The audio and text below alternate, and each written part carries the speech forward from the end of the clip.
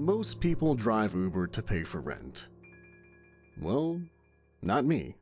Not anymore. I drop off haunted mirrors and pawn shops that shouldn't exist. The kind of shops that appear one night between a dry cleaner and a vape lounge and vanish by morning like they were never there. I drive vampires to blood orgies.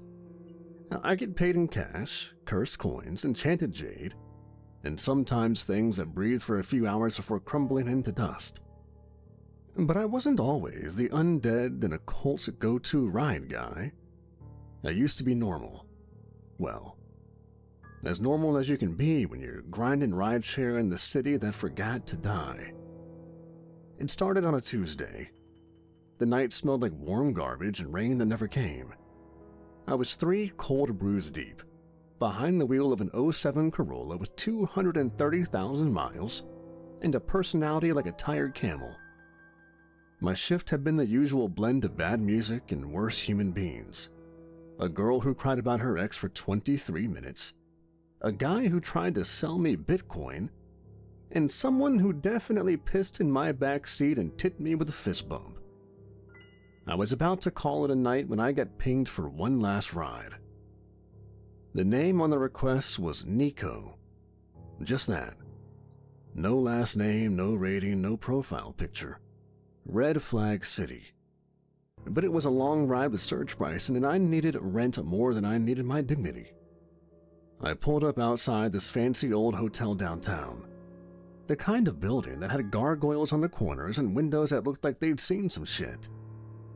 And then he stepped out. Black suit, black gloves, black hair slicked back like he'd been styled by a mortician with a flair for drama.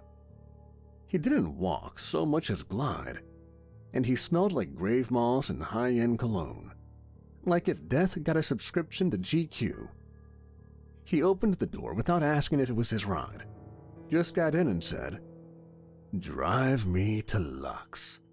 Don't take the interstate." I don't know why I didn't question it. Maybe it was the voice. Low, smooth, with an accent I couldn't place.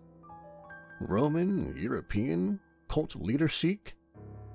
Whatever it was, I drove. Lux turned out to be one of those places you hear about but don't believe exists.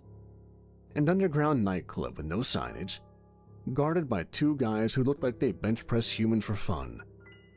The kind of club that made the air taste like smoke and sin. The whole way there, the guy didn't say a word. Just stared out the window like he was watching something I couldn't see. Then, as I pulled up to the curb, he turned to me and smiled, and I saw them. The fangs. Subtle, but there. A glint of something wrong behind his lips. He handed me a wad of hundreds, at least $2,000, and he said, "For the ride," slipping the money through the divider. "And for your silence." Man, you can buy a lot of silence with this much money.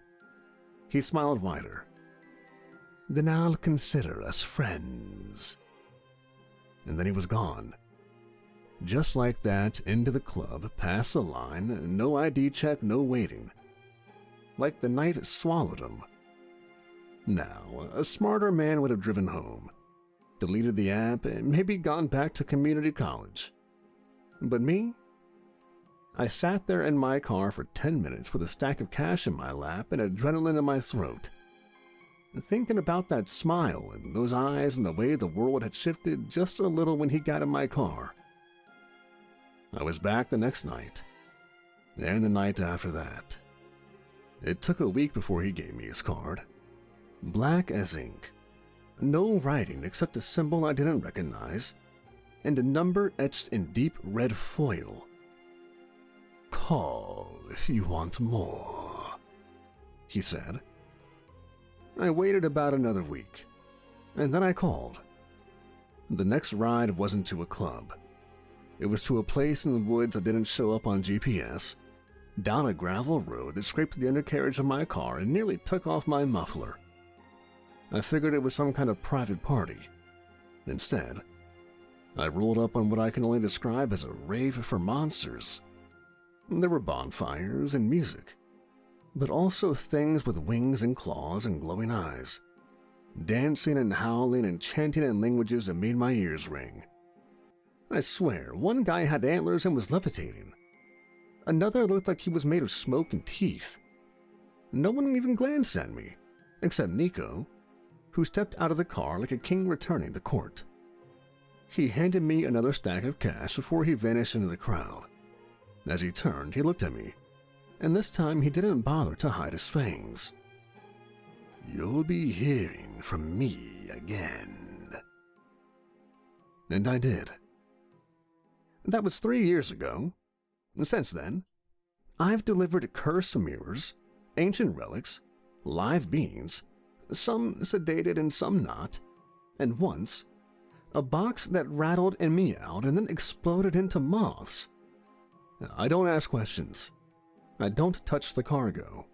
I get paid, usually in money, sometimes in blood opals or luck stones or coins that scream if you flip them too many times. I've got rules, hard ones. Never open a sealed package. Never cross through old church grounds. Always keep a line of salt across the dash. And if Nico calls, you always answer. Because Nico doesn't just run deliveries. He runs the entire supernatural underground in this city. Vampires, witches, cryptids, even a demon or two. They all answer to him, for the most part. And me? I'm his driver. It ain't glamorous, but it pays the bills. And I haven't been on a real date since 2021. And every now and then, it makes me feel like I'm part of something bigger. Something terrifying and ancient and just barely held together by words and whispered oaths. Besides, I've already seen too much to go back to Uber. The call this time came around 9, just as I was halfway through a burrito the size of my forearm and debating whether to watch horror movies or finally do laundry. My phone buzzed once. No name, just a symbol. An Ouroboros coiled around a crescent moon. That's Nico. I wiped hot sauce off my fingers and answered. "Sammy," he said. No hello, no small talk. Nico never wasted words unless they were in Latin and made people bleed. "What's up, Count Snackula?" A pause, then. "Come to the grounds. Use the north entrance. Don't bring garlic." He hung up. Classic Nico. His grounds weren't on Google Maps. You had to take an unlit back road past the city limits, through a tunnel that shows only when the moon's high and you're running low on gas. After that, you follow the moss-covered statues, winged, horned, and very anatomically correct, until the forest gave way to a stone path lined with wrought iron lanterns and flickering blue flame. It looked like a graveyard designed by a goth billionaire. The air was thick around here, like you had to push through it to move. I parked near the back, behind a row of hearses and one cherry red muscle car with antlers welded to the grill. The music hit me as I stepped out. Low pulsing bass, the kind that made your ribs vibrate and your soul consider alternate careers. The rave was in full swing. Supernaturals of all flavors drifted through Nico's courtyard like a living fever dream. There were vampires in velvet, witches with glowing tattoos, a man with a jackal's head smoking clove cigarettes, and something that looked like a spider and a woman had made a very bad decision together. No one looked twice at me. I was known here now. Human, yeah, but useful. And Nico's, so I was off limits. I made my way toward the manor, dodging a drunken satyr puking glitter into a fountain, when a wall of fur and breath stepped into my path. "Hey there, snack pack," a voice rumbled. She was 7 feet tall and shaped like the gym forgot to stop. Black leather, yellow eyes, and the kind of claws that meant she never paid for a bottle opener. A werewolf and female. hungry in more ways than one. I gave her my best tired smile. Sorry, sweetheart, I'm off the menu. Strict diet. She leaned down and stiffed my neck, nostrils flaring. Smells like stress and secrets. I want me some of that. Yeah, well, I smell like it. Go away, I said, brushing past. She laughed, a low growl that probably worked on others, but didn't follow. Small victories. I was halfway to the front steps when I walked into temptation wrapped in silk and sin. She was lounging against the doorway like she'd been painted there. Dark hair, darker eyes, red lips, and legs that went on longer than most road trips. Her voice slid into my head like warm honey. You look tired, love.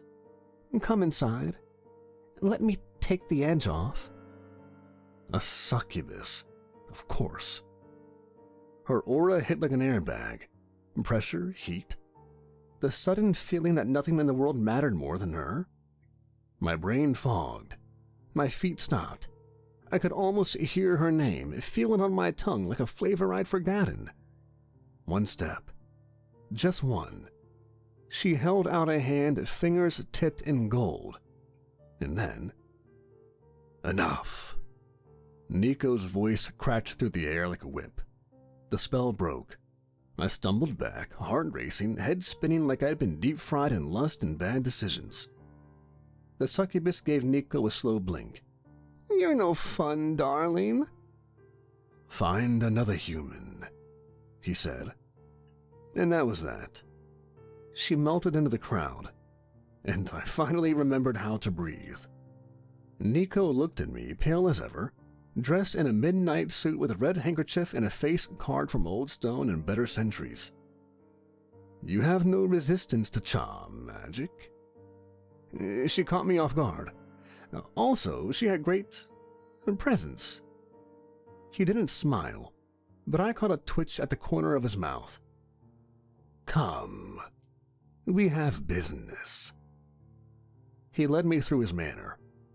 All dark wood and stone, candles flickering in sconces, walls lined with paintings that moved when you weren't looking. We passed a library, down to the study that smelled like old books and older blood.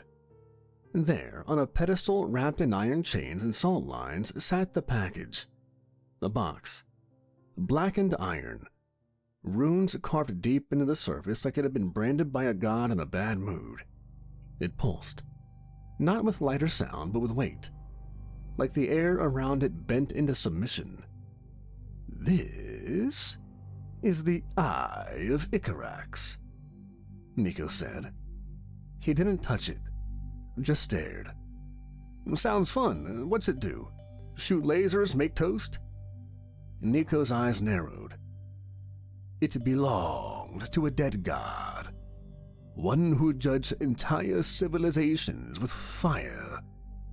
This was his favorite relic. Favorite? Like a childhood teddy bear, or more like a personal weapon? A token of focus, the object through which he enacted his will. That shut me up. He turned to me, eyes hard. We're delivering it, together. You drive, I ride. You? In the van? Yes. Something tells me this isn't just a courtesy call. Nico didn't answer right away. He walked to the window, watching the rave through stained glass. Something's stirring. Others are aware. The eye has resonance. It woke something up. Awesome, I said. So where are we taking it? Please don't say hell. Someplace old. A sanctuary. Ammonsur's vault. Never heard of him. You wouldn't have. He makes sure of it. We left the house just as the party was peaking. Witches levitating, a trio of vampires slow dancing midair, a manticore vomiting on a taxidermy bear, Standard stuff. Out back, parked beneath the willow trees, sat my van. Now, look. After my 5th delivery ended with the banshee scream melting half my dashboard, I decided the old Corolla wasn't cutting it anymore. Once the money started flowing in, I upgraded. It's a 1965 Volkswagen microbus. Matte black, reinforced chassis, lead-lined interior, sigils carved into the undercarriage, and a glove compartment that locks itself when scared. It looks like if the Mystery Machine had a goth phase and started listening to doom metal. I opened the back, and Nico lifted the iron box like it weighed nothing and secured it in the center, anchoring it with chains I didn't ask about. Then he slid into the passenger seat. I paused at the driver's door, hand on the handle, and looked up at the sky. The moon was full. The wind had teeth. Somewhere in the trees, something screamed like it had been born wrong. "Great night for a drive," I muttered. Nico didn't respond. He just closed his eyes, as if listening for something only ancient monsters could hear. I started the engine. The van growled to life. We rolled out slow, headlights cutting through the night, and just before we hit the first curve, I said, "So, what's the over-under on us getting murdered before sunrise?" Nico cracked open one eye. 50-50. "Well, I guess I've had worse odds," I said, and we drove into the dark. We'd been on the road for about 45 minutes before I realized Nico hadn't said a single word since. That was fine by me. The guy wasn't exactly a bundle of joy to road trip with. The van rattled slightly, the chain-bound box in the back giving off a low hum I could almost feel in my teeth. I turned the radio on, just to break the tension, but all I got was static and the sound of what might have been something breathing too close on a mic. I turned it off again. Nico finally spoke when we passed a crooked mile marker on the side of the road, hand-carved, moss-covered, and definitely not put there by the Department of Transportation. "Slow down. There's a checkpoint ahead." "There's no cops out here," I said, but eased off the gas anyway. I didn't say cops. Sure enough, about a quarter mile up I saw it. Lights through the trees, flickering like candles. Then figures. 3 of them standing in the middle of the road. No signs, no signals, no weapons. Just standing there like they'd been waiting. And they had. "Witches," Nico said. "Friendly? We'll see." I brought the van to a slow stop. The engine clicked quietly as it cooled. Nico sat motionless, hands in his lap, calm. But the air around him thickened. If vampires had a battle mode, I could feel him shifting into it. The witches didn't move. 3 women all dressed in black, but not in the cliché witchy way. More like biker jackets, torn jeans, and boots that had seen more grave dirt than sidewalks. Their tattoos glowed faintly along their necks and arms. Runes, moon symbols, things that moved under the skin if you looked too long. The one in the middle stepped forward. Her hair was short and silver, and her eyes were the color of cigarette ash. "Sammy," she said, smiling like she remembered something funny. I blinked. "Lena?" I'd delivered a cursed amulet to her once. One of those jobs where the item cried blood and screamed when the box shook. She'd opened the crate without gloves, smiled like it was a birthday gift, and tipped me in a coin that never stayed in one place for long. I liked her, mostly. In the way you like a storm that passes without flattening your house. "You always did show up at the worst possible times." "And yet I'm still breathing." "For now." Nico opened his door, slow and measured, and stepped out like he descended from Olympus. Lena and her sisters tensed. Not obviously, but enough. "Nico, didn't expect you to be riding shotgun." "I didn't expect you to be out here playing highway patrol." She grinned. Funny how life's full of surprises. The other two witches stood silent, but their eyes were on the van, more specifically on what was inside it. I could feel the pressure building like the atmosphere before a storm. The eye didn't make noise, didn't glow, didn't do anything flashy, but it was present, and they could sense it.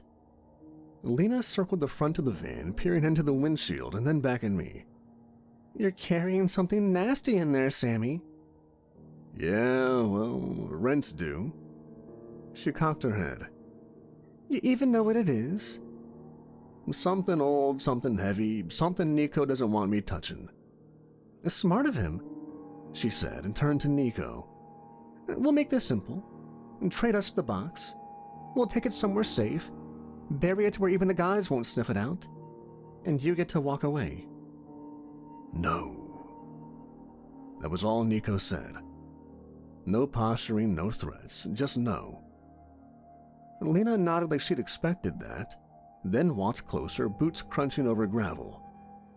You sure you want to play it that way? Word's already out. You're not the only one sniffing around tonight. I can handle it. She looked at me then. This time the smile was gone. You can't. You're a human caught between gods and monsters, and one of them's riding in your back seat. I almost said something. A joke, a deflection, but couldn't find it. She wasn't wrong. I was just a guy with a magic-proof van and a death wish. Lena exhaled, stepped back, and held up her hand. One of the witches handed her something. A bone carved with runes tied with red twine. She tossed it to me, and I caught it reflexively. A ward. Single use. If things get bad, really bad, break it. It'll blind whatever's chasing you for a few seconds. That's all I can give you. Why help? She looked past me and at Nico. Because when he fails, I want someone to remember who tried to stop him. Then she turned, and the witches vanished into the trees like smoke on the wind. Back in the van, Nico didn't say anything for a while. Just sat there, eyes closed, breathing like a man trying not to lose control. Eventually, I cleared my throat. So, that went well. She won't stop us, but she is, right? Others are coming. Any idea who? Worse than witches. We rolled back onto the road, headlights cutting through the dark. The box behind us sat silent, but I could feel the world bending slightly around it. Not in a flashy, magical way, but in the way old things do, when they start waking up and remembering what they were meant to destroy. And ahead of us, the night was just getting started. The road out of the witch's territory was long, dark, and quiet. Not peaceful quiet, more like the kind you find in the back of a funeral home, where even the furniture seems to be holding his breath. Nico leaned his seat back slightly, one hand resting on the hilt of a blade hidden in his coat. He hadn't said much since we'd left Lena and her coven behind, which I was starting to suspect was his version of brooding. Or maybe he just really hated car rides. Me? I hate silence. So, I said, glancing over at him, you ever think about getting a motorcycle? I feel like you're the type. Nico arched an eyebrow. I've ridden horses into battle. Motorcycles are noisy. You literally live in a gothic rave castle and throw parties with bass so low it rearranges my organs. Noisy is your aesthetic. He smirked barely, then closed his eyes again. Horses don't explode when shot, or veer into trees. Okay, but do horses have cup holders? That one got no reply. Just the faintest twitch of a smile at the corner of his mouth. I marked it as a win. I tapped the steering wheel. So, the Eye of Icarax. Sounds like something from a really edgy metal album. You ever meet the guy? Nico opened one eye. Icarax wasn't a man. A bit of a god. He was fire and judgment incarnate. They say he could boil oceans just by opening his eyes. Well, that's comforting. His worshippers burned themselves alive to gain his favor. Whole cities did it, voluntarily. I whistled. And this is his favorite trinket, huh? Can't imagine what his less important stuff looks like? A volcano that screams? A self-cooking dagger? Worse. I let that hang there for a moment. Seriously, though, I said, lowering my voice a bit. You think this thing's really that dangerous? He looked at me. Not dramatic or intense, just straight. Honest. If it ends up in the wrong hands, the body count won't stop at cities. It'll spread. So why not destroy it? If it could be destroyed, it wouldn't still be here. Okay, that's a fair point. We drove for a few more miles. I watched trees blur by, branches twitching in the breeze like they were whispering to each other. The roads were empty. Too empty. No headlights, no distant hum of traffic, not even roadkill. You know, you never told me how old you really are. You always dodge that one. Because the answer makes people uncomfortable. Try me. He was quiet for a moment. Then, I was born in Rome in 38 AD. Wait, you're Roman? Yes. Like sandals and togas Roman. Nico gave me a sideways glance. We didn't all wear togas. Shit, you're older than Britain. And wiser than most of it. I laughed a little too loud, then shook my head. You fought in wars? Dozens. Killed people? Thousands. Been in love? A pause. Once? We went quiet again.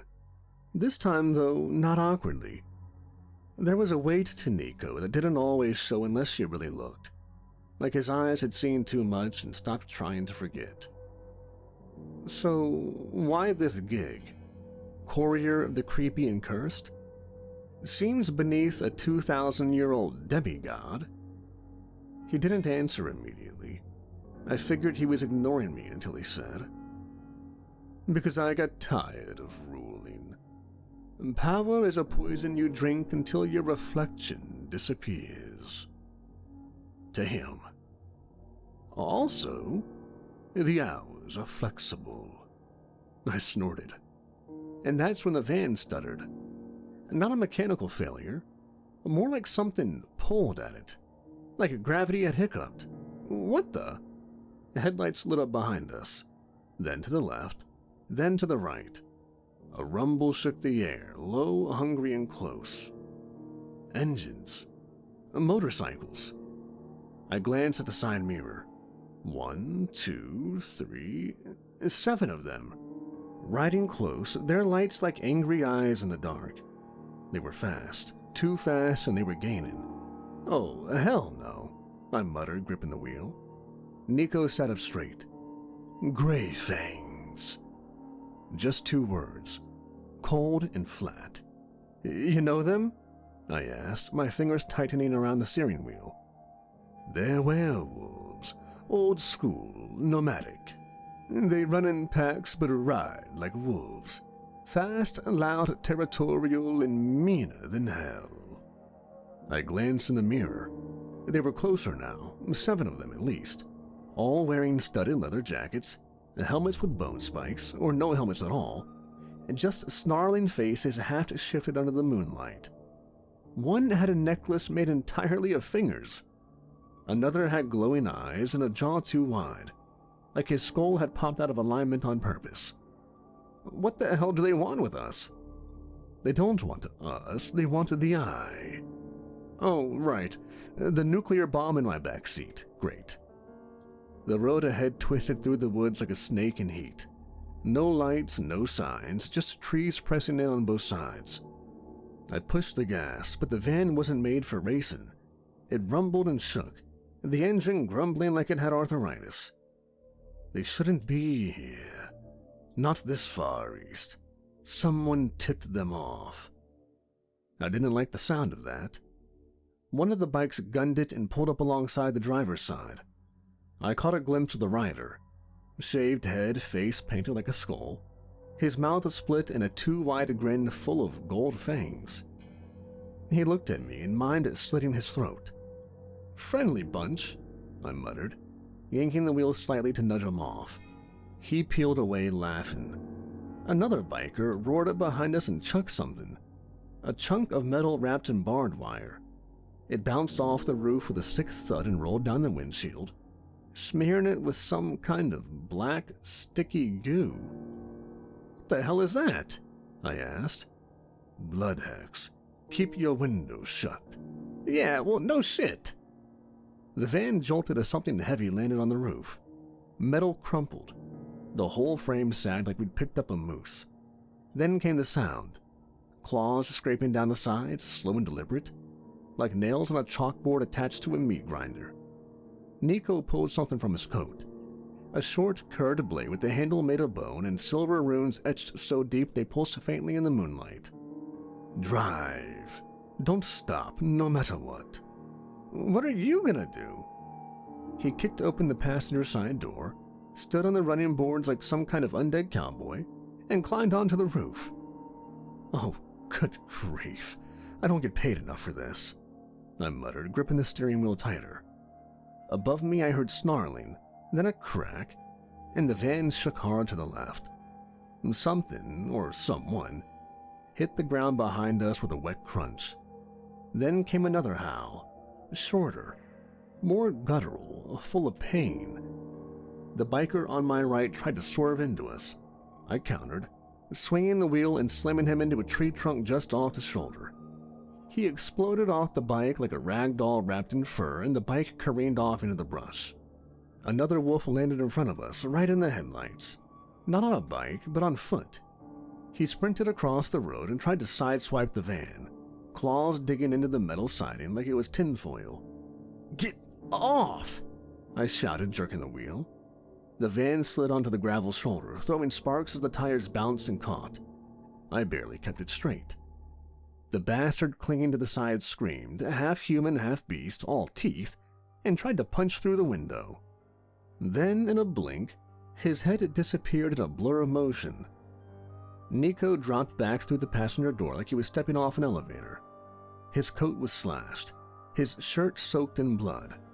Not all of it his, I hoped, and his eyes were glowing faintly like red coals. "You good?" I yelled, trying not to look directly at the claw marks on the windshield.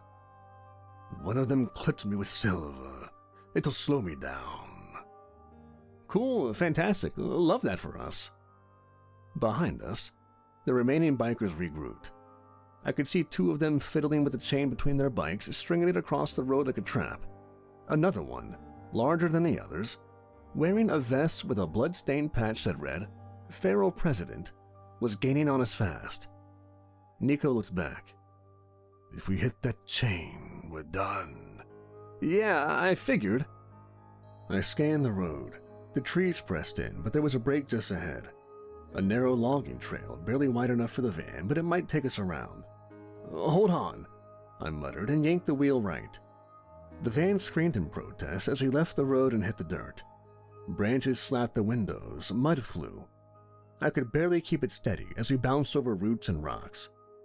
"They're following, but not all of them, just the fast ones." Why does that sound worse? Because the fast ones are the hunters. Of course they were. One of the bikers cut through the trees, launching off a fallen log like he'd done it 100 times already. He landed a few feet ahead of us, dismounted midair, and sprinted on all fours toward the windshield. "Duck!" I shouted. Nico opened the passenger side door and was on him instantly, faster than I could blink. He tackled the wolf mid-snarl, slamming him against the passenger door. The two of them rolled, fangs and claws and silver flashing. snarls and growls echoing inside the van like a war zone in a coffin. I couldn't help, I had to keep driving. Another biker appeared in the trees beside me, this one with glowing eyes and a jaw unhinged at inhuman angles. I rolled my window down and punched him with everything I had, and screamed as something cracked in my wrist. He let go, howling, and fell behind as we hit a bump and the van lifted for a second, then slammed back to the earth. Behind me, Nico roared like some ancient predator, and the werewolf's cries were no more. A few seconds later, Nico opened the passenger side door while I was still driving and sat in the seat. I guess being a vampire has its pros, super speed and all. Silence. Just the rumble of the van and my ragged breathing. Nico slumped in the seat, blood soaking his coat. His arm looked wrong, twisted and deep gashes sizzling. "You okay?" I asked, voice shaky. "I've been worse," he said, then closed his eyes. "But I'll need blood. Soon." I didn't ask whose. We drove for what was probably another dozen miles before the sounds of pursuit faded completely. The forest swallowed the noise, the tension, and the heat of the fight. Then I saw a crooked, hand-painted sign nailed to a tree. Rest stop 1 mile. I looked at Nico. "We need to patch you up." "There's a safe house nearby. A friend." "Another friend like Lena?" He gave a faint smile. "Let's hope this one's in a good mood." We found the safe house at the end of an unmarked gravel path tucked behind a rusted-out diner that looked like it hadn't served coffee since disco died. The rest stop 1 mile sign was a lie. More like 3 miles of potholes and paranoia before the tree line gave way to a clearing marked by a crooked fence made of bones. Literal bones, human probably. Looked like some still had wedding rings. "Cozy," I muttered, as I parked the van just outside the perimeter. Nico didn't respond. He sat stiff in the passenger seat, jaw clenched, face pale even for him. The silver wounds along his side were worse now, puckered black veins spidering out from under his ruined coat. He hadn't said a word since the last stretch of road, which was how I knew he was hurt and bad. And that scared the shit out of me. I killed the engine and helped him out. He tried to wave me off, but nearly collapsed after the second step. I caught him. The air around the safe house was thick with the smell of moss and incense and something sweeter, like sugar and rot mixed together. The building itself was an old 2-story farmhouse, paint peeled away, the shutters hanging like broken wings. But beneath the decay, I felt it. A presence. I knocked once on the warped front door. A few seconds later it opened. The witch on the other side was tall, maybe 6 feet, with dark brown skin and eyes that flickered like candlelight. Her hair was twisted into coils that defied gravity, and her long coat looked stitched from crow feathers and thorns. She leaned in the doorway, arms crossed, looking us both over like we were stray dogs. "You're bleeding on my welcome, Matt," she said. Nico coughed, black blood and thick. "Sister of Lena?" The witch nodded once. "Mara, 3rd seat in the coven." "We need shelter. And blood." Mara raised an eyebrow. "Do I look like a Red Cross van?" "Call it a favor. Tell Lena it's for the good of the balance." Mara studied him for another beat, then stepped aside. "Fine, but if you bleed out on my floor, I'm keeping your coat." Inside smelled like herbs, firewood, and rain-soaked stone. Everything was dim and flickering. No light bulbs, just candles burning in bottles and skulls.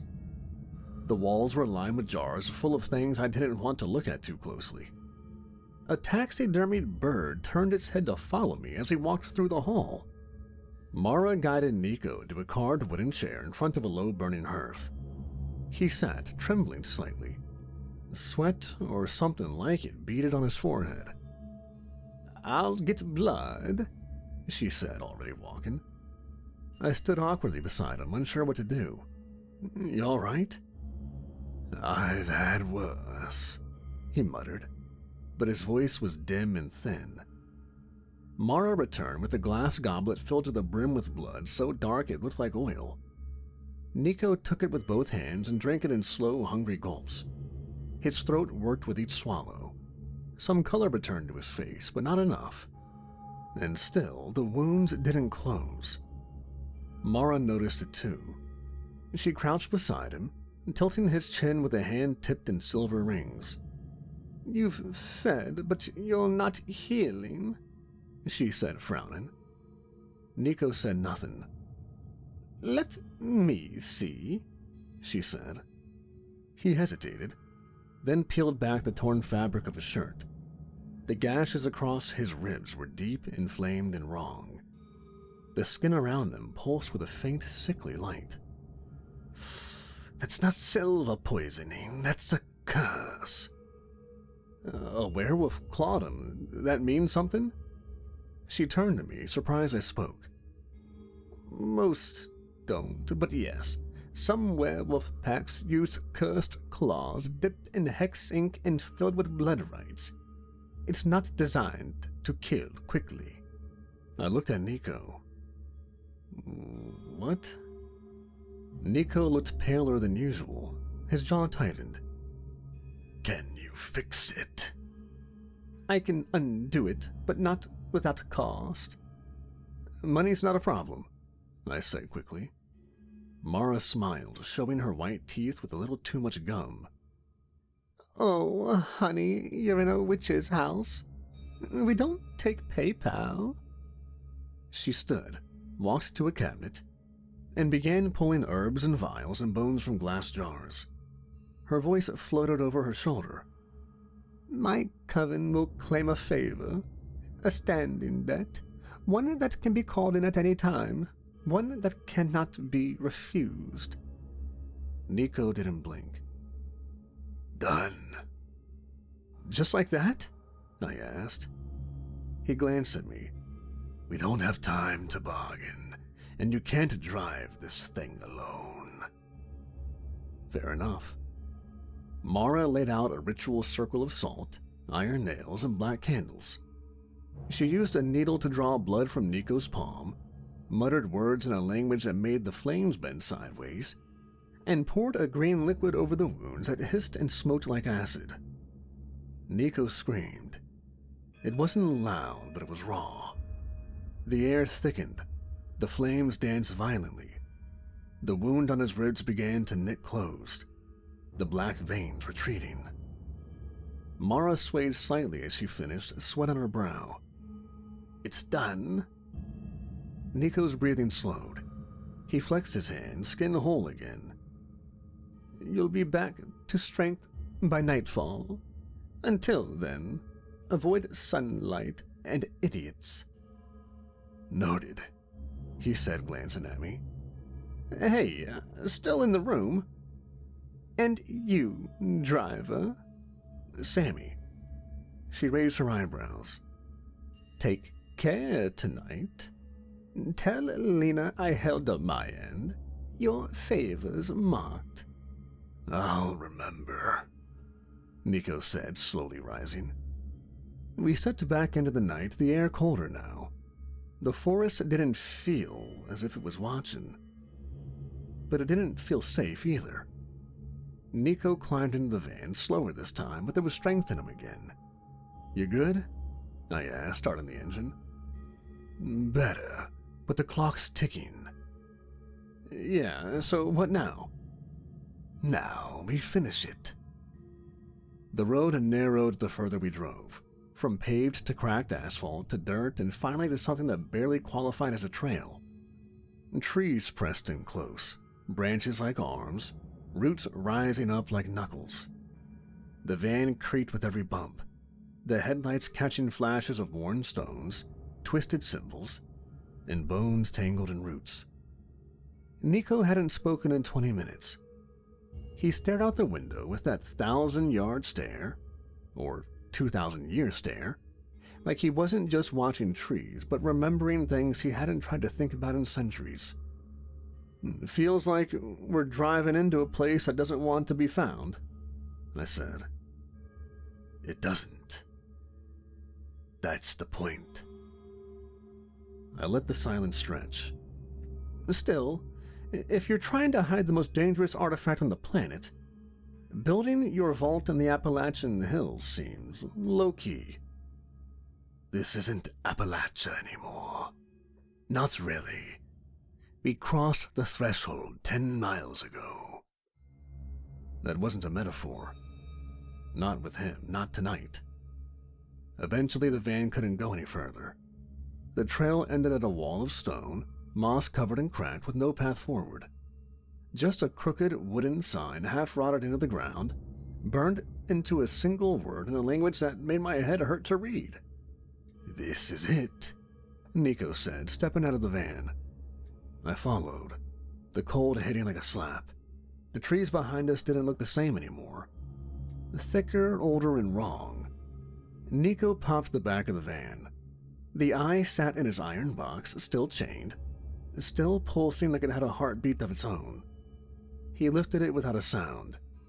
It didn't seem heavy in his hands, but the air around him sank like gravity had just changed his mind. We left the van behind.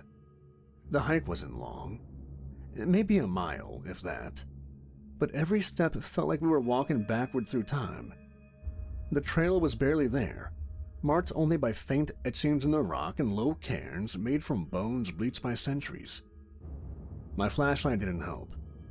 The beam flickered even with new batteries, and when I tried my phone, it just wouldn't turn on. Eventually, the trees gave way to a clearing of stone. The vault was waiting. It wasn't a building. It was the mountain itself, cracked open by impossible hands. A vertical fissure, perfectly symmetrical, framed by statues half swallowed with age. Carvings covered the walls, spiraling inward, not decorative, instructional. Stories told in a language of geometry and pain. I didn't need to be told not to speak. The place didn't want words, it wanted reverence. Nico stepped forward, still holding the eye, and knelt before the vault. He placed the box in a hollow in the rock, just the right size, shaped like a wound. Then the world went still, and something moved. Not from the sky, not from the woods, from within. The stones shifted, not outwards, but inward, like the mountain was inhaling. The air turned dense. Every bone in my body felt it. A shape emerged. Not a creature, not a person. More like a shadow carved into the stone, pulling forward, massive, faceless, and slow. Ammonsur. He didn't have eyes or arms or a mouth. Just a hulking outline of stone and ancient godhood, etched with runes too deep for time to erode. He spoke. "The eye returns." Nico bowed his head. "We kept it from those who would abuse it. You delayed the fire. That is enough." I stood there, feeling about as significant as a raindrop on a tombstone. Then something unexpected happened. The pressure shifted and focused on me. A presence wrapped around my mind, not crushing it, just aware. I could feel Ammonsur looking through me. Not my memories, not my thoughts, just the shape of me. My place in the universe. My willingness to carry something I didn't understand. "You chose the burden when you could have run." I wanted to speak, but my throat locked up. Ammonsur raised one stone hand, not formed, but suggested like an idea being made flesh, and opened it. There in the center of the palm lay a ring. Silver gray, ancient in design, Smooth but inscribed on the inside was a single rune that flared to life the moment I looked at it. The stone set into the band wasn't a gem. It was bone, white, polished, and cold. You have no oath, no magic, no mark. The ring floated into the air and hovered in front of me. This will shield you against curses, against flame, against the cruel bending of will. For as long as you walk the balance. I reached out slowly and took it. The moment my skin touched the band, a ripple passed through me. Like a door had been shut behind me that I hadn't seen. I slid it onto my finger and it fit perfectly. Ammonsur said no more. The vault sealed itself, the eye gone, entombed in a place where even nightmares needed permission to enter. The pressure lifted. Nico and I sat alone in the clearing once more. The mountain was just a mountain again. Did that feel like a reward or a warning? With Ammonsur? Probably both. We turned back to the woods and walked. The walk back to the van felt longer than the walk in. Maybe it was the weight of what we'd left behind. Or maybe the path was reshaping itself now that the eye was sealed away. Either way, I didn't talk. Nico didn't either. The forest had gone quiet. Like everything around us knew something big had just been buried and didn't want to wake it back up. We reached the clearing where the van sat waiting, paint scraped, tires mud-slicked, a claw mark still etched into the passenger door like a bad tattoo. It looked tired and so did we. Nico sat on the front bumper and lit a cigarette. The old kind, hand-rolled, smelling of clove and iron. He took a long drag. So, I said finally, that thing, Ammonsur, he's what? A god? A vault keeper? The universe's meanest librarian? All of the above. He's not a god in the way most people use the word. He's an old truth. One of the gods had decided to stay buried when the others fought for followers. And the eye? He flicked ash onto the dirt. A piece of Icarax. His focus, his fury. That artifact wasn't just dangerous. It was him in a way. His will, his hunger. All wrapped in metal and waiting. I looked down at the ring on my finger, still cool to the touch. Still heavy with meaning. And now it's locked up. I sat beside him, stretching out my legs. My muscles ached. My brain was a blender full of weird symbols and god-mountain vibrations. Why didn't you tell me how bad this was? He took another drag. Would you have still come? Yeah, but I would have packed more snacks. That earned the faintest smile. Seriously, though. I'm just a guy with a van. You've got witches and blood contracts and vampire muscle. Why me? Nico was quiet for a moment. Then he said, because you're not part of the game. What game? The power game. Everyone out here, witches, shifters, even some of the gods, they're all jockeying for position. You're human, mortal. I wanted to see how well I could trust you. I let that sit for a while. The sun was starting to creep through the trees, bleeding soft light into the clearing. We climbed into the van. As I turned the key, the engine groaned. Then it settled into a purr like it knew we'd made it through something. The forest parted just enough to show us the way back. I took one last look at the mountain behind us. By the time we hit the edge of the city, the sun was up and mean, low in the sky but sharp enough to sting. I reached for my sunglasses and kept one hand on the wheel, the other brushing the ring on my finger like it might start vibrating. Nico hadn't said much since the vault. He was in the back of the van, the darkest part, laid out flat across the floor between duffel bags, backup ammo, and a dead god's shadow. I'd rigged blackout curtains in the rear windows for nights like this. Or mornings like this, I guess. The highway turned to industrial zones, then to back roads, then to the winding asphalt that led towards Nico's place. The kind of road you only find if you already know it's there. I slowed as we reached the unmarked driveway, punching in a code on a keypad buried in a fake rock. The steel gate opened like the mouth of a bunker. Nico's house sat on top of a forested hill, sleek and silent, a strange mix of old stone and modern black glass. But I didn't pull a front. I took the left turn around the side, winding down into the hill itself, until we reached the underground garage. The doors opened as we approached, motion-triggered, climate-controlled and windowless. Perfect for someone who bursts into flames on contact with daylight. I parked in the bay closest to the inner door, killed the engine and got out. My back cracked. My head throbbed. I opened the side door and looked in at Nico. "You good?"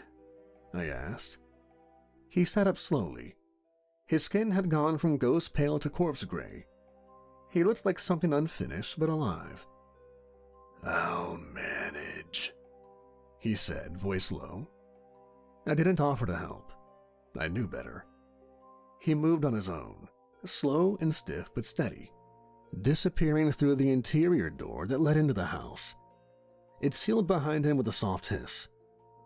Just like that, he was gone. I leaned against the van and let out a breath I hadn't realized I was holding.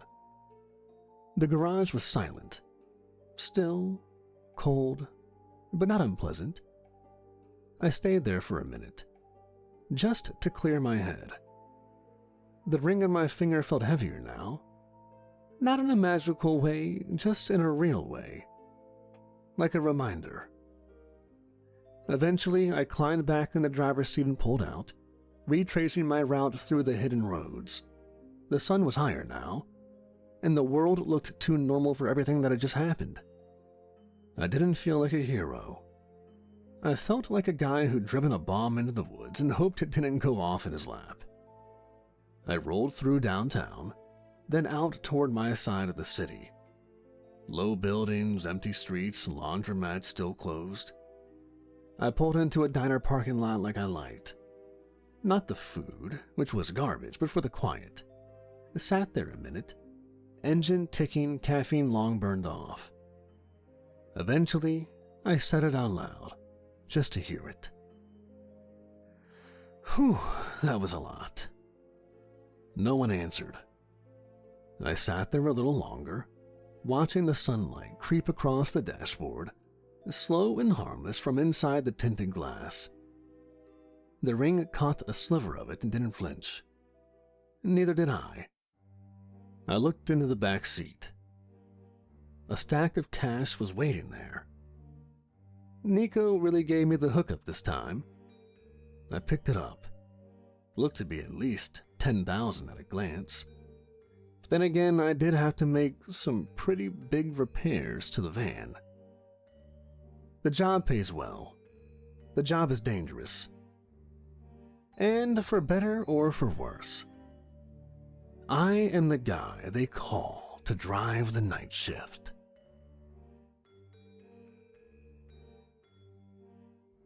Hey everybody, Kevin from Nightmares Nightly here. If you made it this far, I want to thank you for listening. I love bringing these stories to life, and I've recently been writing a lot of my own. If you'd like to support the channel and what I do, and hear more of my own stories, please consider becoming a member, where I try to upload exclusive, ad-free stories every week. And as always, thanks for listening, everybody.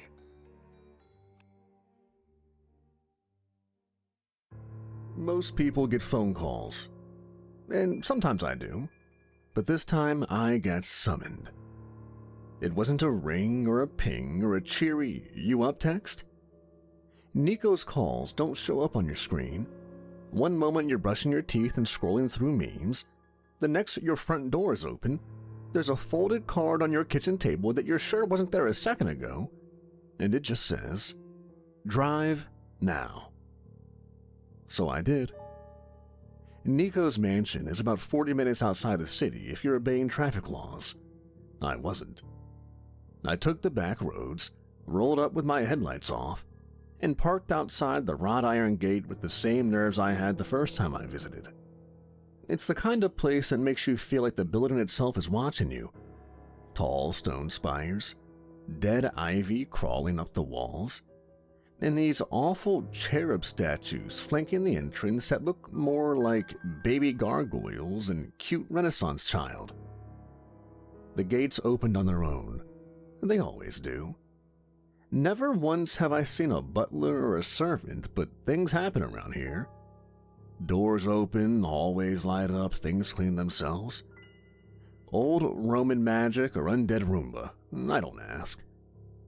I parked next to Nico's obsidian blackjack in the driveway, which looked freshly waxed despite the fact that it hadn't moved in weeks. The house loomed above me like a Gothic painting with money. The front door swung open as I approached. I stepped into the cold air of the foyer, already smelling incense, blood, and some cologne that probably hadn't been sold since Julius Caesar was alive.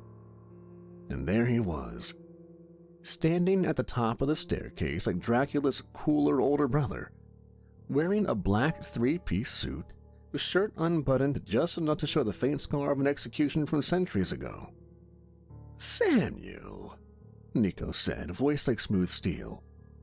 "You're late." "I'm 10 minutes early." "Which is 10 minutes later than I prefer." Same old Nico. He gestured for me to follow. We didn't talk as we moved through the long hallways lined with oil paintings of battles I'm pretty sure were never in history books. There was the faint feeling that the walls were closer behind you than when you started. Eventually, we reached the sitting room, or what I call the library for people who've outlived time. Floor-to-ceiling bookshelves, a fireplace that crackled with no visible wood, and a single glass case at the center, empty now, but once it held a heart that wouldn't stop beating. Long story. He motioned toward the leather chair across from him. I flopped into it. He poured 2 glasses of something red and ancient. I didn't ask what. "So," I said, taking the glass, "what horror am I to chauffeur today? A haunted mirror? A demon with a travel phobia? A warlock who doesn't tip?" Nico sipped and smiled, those canines just a little too sharp for comfort. "Something far more delicate and far more dangerous." "Great, love delicate. Always ends with a concussion and a ruined shirt." He rose and walked to a locked drawer, pulling out a small, lead-lined briefcase. No markings, but the second he opened it, I felt it. Pressure, like the air in the room took a step forward. Inside was a scroll, no bigger than a foot long, wrapped in red thread, tied with a knot that pulsed faintly like a heartbeat. The material wasn't paper or cloth. It shimmered like wet silk, but with weight. "This is the contract of tears." I didn't touch it. He continued. "It's an artifact made from soul cloth. Do you know what that is?" I'm guessing not the newest drop from Supreme." He ignored me.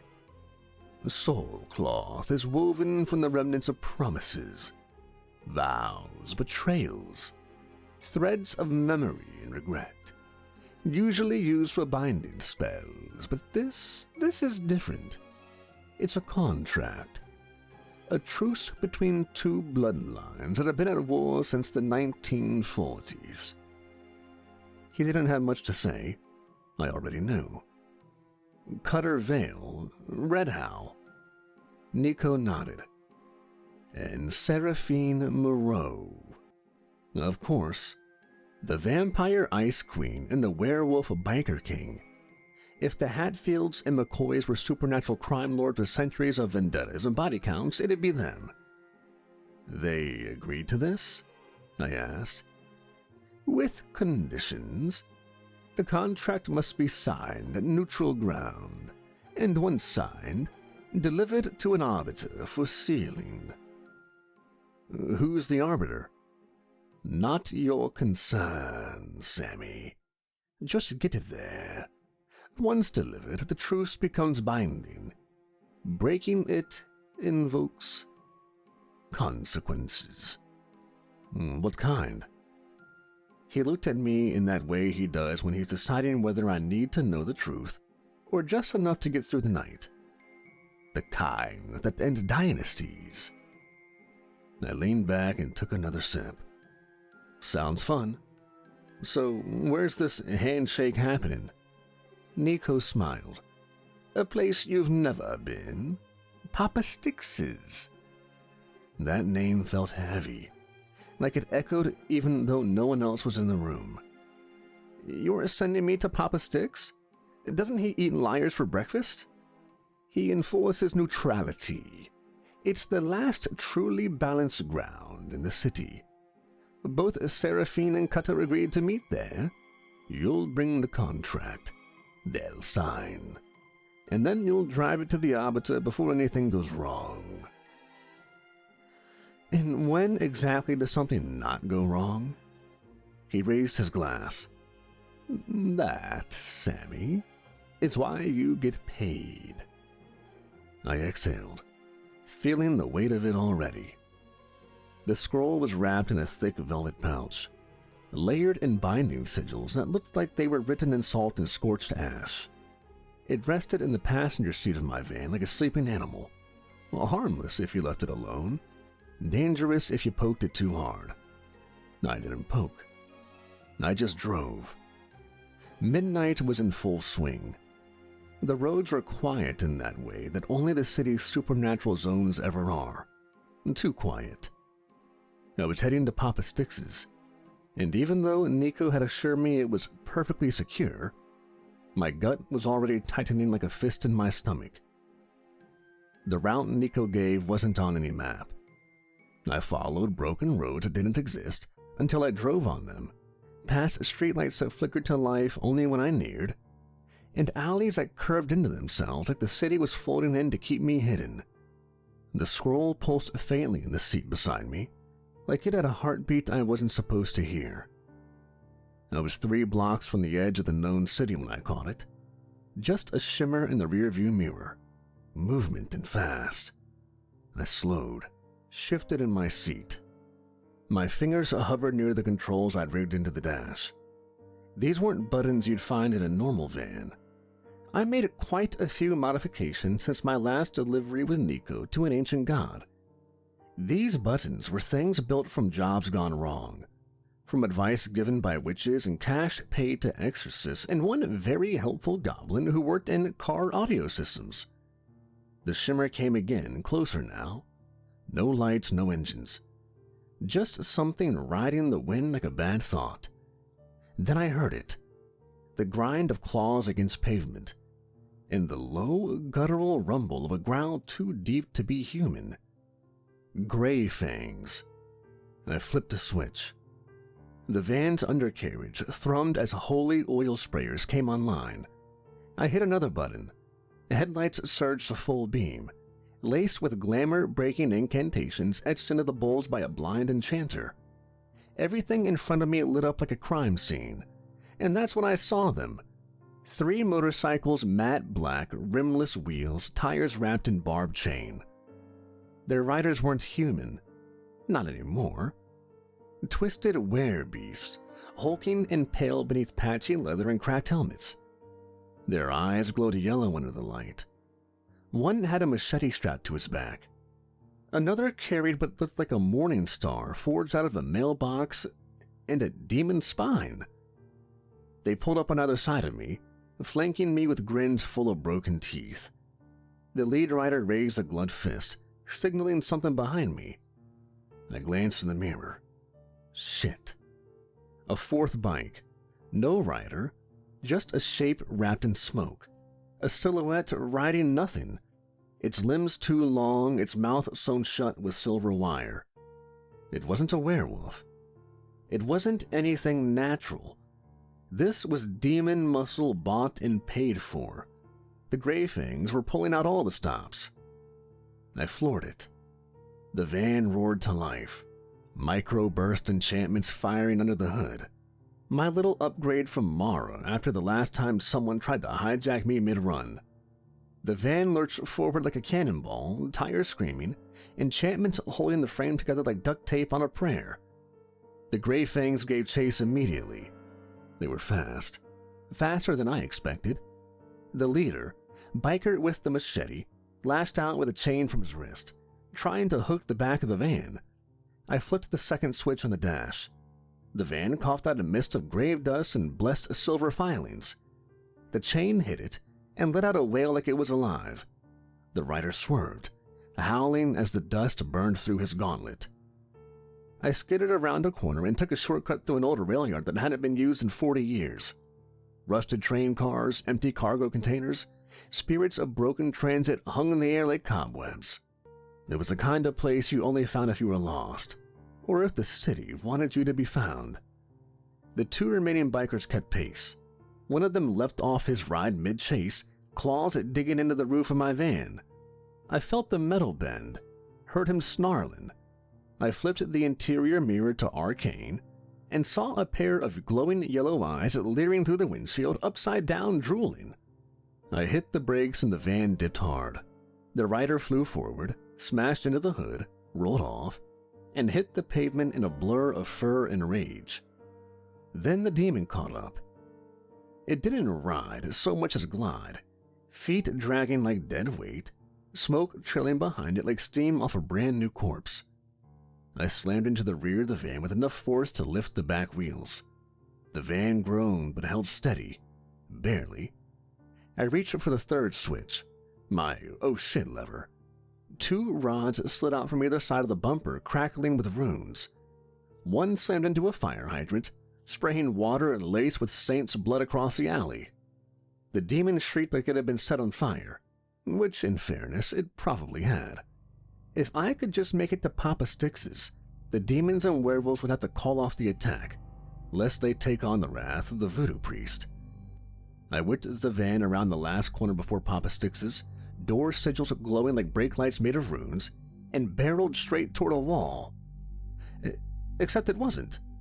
At the last second it shimmered, peeled open like a curtain made of fog, and I shot through it.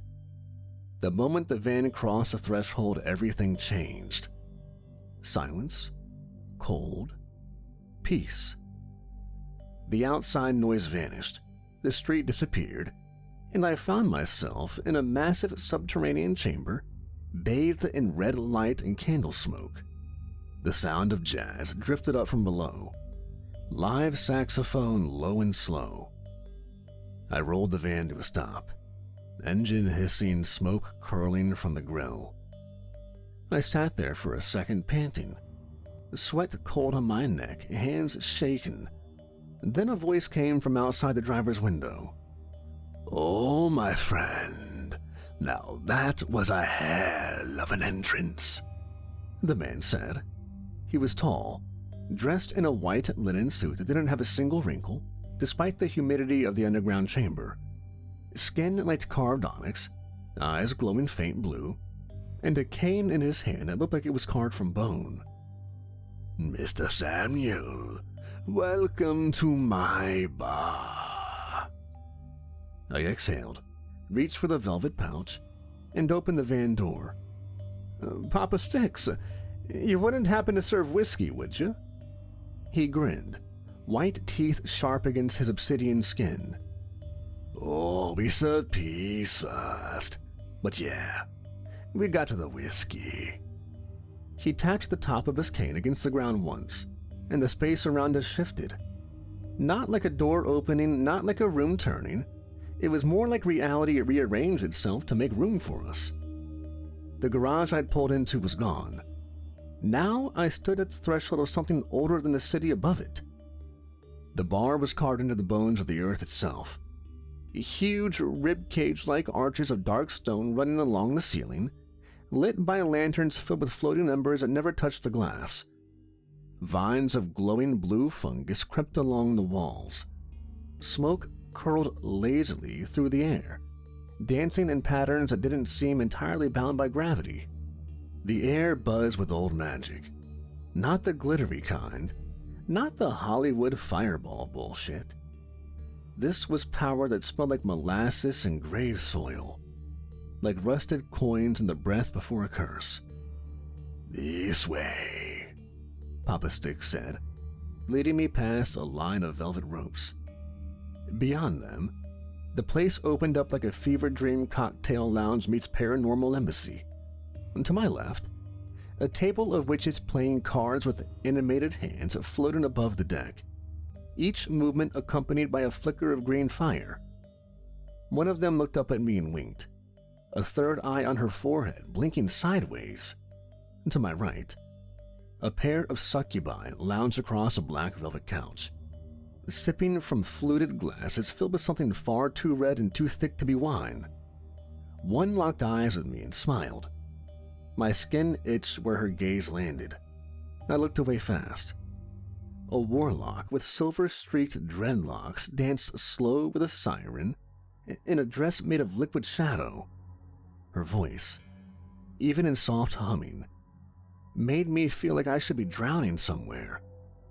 I clenched my teeth and kept walking. In the back corner, a vampire in an immaculate white tux was playing a piano that had no keys, just bone stubs that sounded like crystal bells. Each note sent pulses through the floor like heartbeats. And all around the bar were subtle signs of boundaries, sigils carved into the walls, candles set in a very specific geometric shape, chalk lines too straight to be drawn by hand. This wasn't just aesthetic. It was architecture built to hold power in place. Papa Stix moved like smoke, smooth and unhurried. He tapped his cane now and then, not for support, but to direct the energy of the space. People parted when he approached, even the ones who looked like they hadn't feared anything in centuries. "You see all of this, Sammy," he said, his voice a honey-thick drawl with the weight of thunder behind it. "This here is balance. This is war dressed up and drinking. This is where enemies meet and leave alive, because I say so." "Not that I don't love the ambiance," I said, "but what keeps everyone from throwing chairs the second the tequila runs dry?" Papa Stix smiled as we passed a cluster of ghouls huddled around a hookah exhaling glowing mist. "Respect. Rules. Fear. Don't matter how old you are or what blood you drink. Everyone bleeds. And I make sure every creature who steps into this house remembers that." He guided me down a hallway that curved like a nautilus shell. The walls shifted color as we moved. Paintings that blinked. Mirrors that didn't reflect what was in front of them. No blood gets spilled in Papa Stix's. That's the deal. Been the deal since before the court piece. Since before the council fell. And anyone who breaks that rule, they answer to me. I noticed now that the cane he carried wasn't just carved bone. It was a femur, a human, scrimshawed with symbols that writhed faintly under my gaze. The top was capped with a gold-plated sheath, a serpent biting its own tail. I don't like the violence. I prefer order, parley, negotiation. But if someone tests my domain, I take their name. Not metaphorically. I strip the name out of existence. They walk the world forgotten, unrecognized, like a ghost wearing their own skin. "Subtle," I muttered. "Effective," he countered. He stopped at a heavy blackwood door covered in carvings, Each one was an icon I didn't recognize. Spirals, animals, eyes in sets of 4. They pulsed softly in sequence like the door itself was breathing. "This is where the signing will happen. Neutral ground sealed in triple oath. Once before parties arrive, you bring that scroll inside and place it on the table. You don't talk unless I tell you to. You don't even blink too loud. You feel me?" "Loud and clear." He turned to face me fully. The playfulness in his voice was gone now. What remained was old power, measured, ancient, and watchful. "Samuel, I let monsters in here because I know their rules, their blood, their stories. You ain't got blood magic. You ain't a wolf, you ain't a corpse in a suit. You're human, and that makes you vulnerable." "You're saying I should have stayed home?" "I'm saying once this thing is in motion, you're the thread that keeps it from unraveling. Seraphine and Cutter hate each other.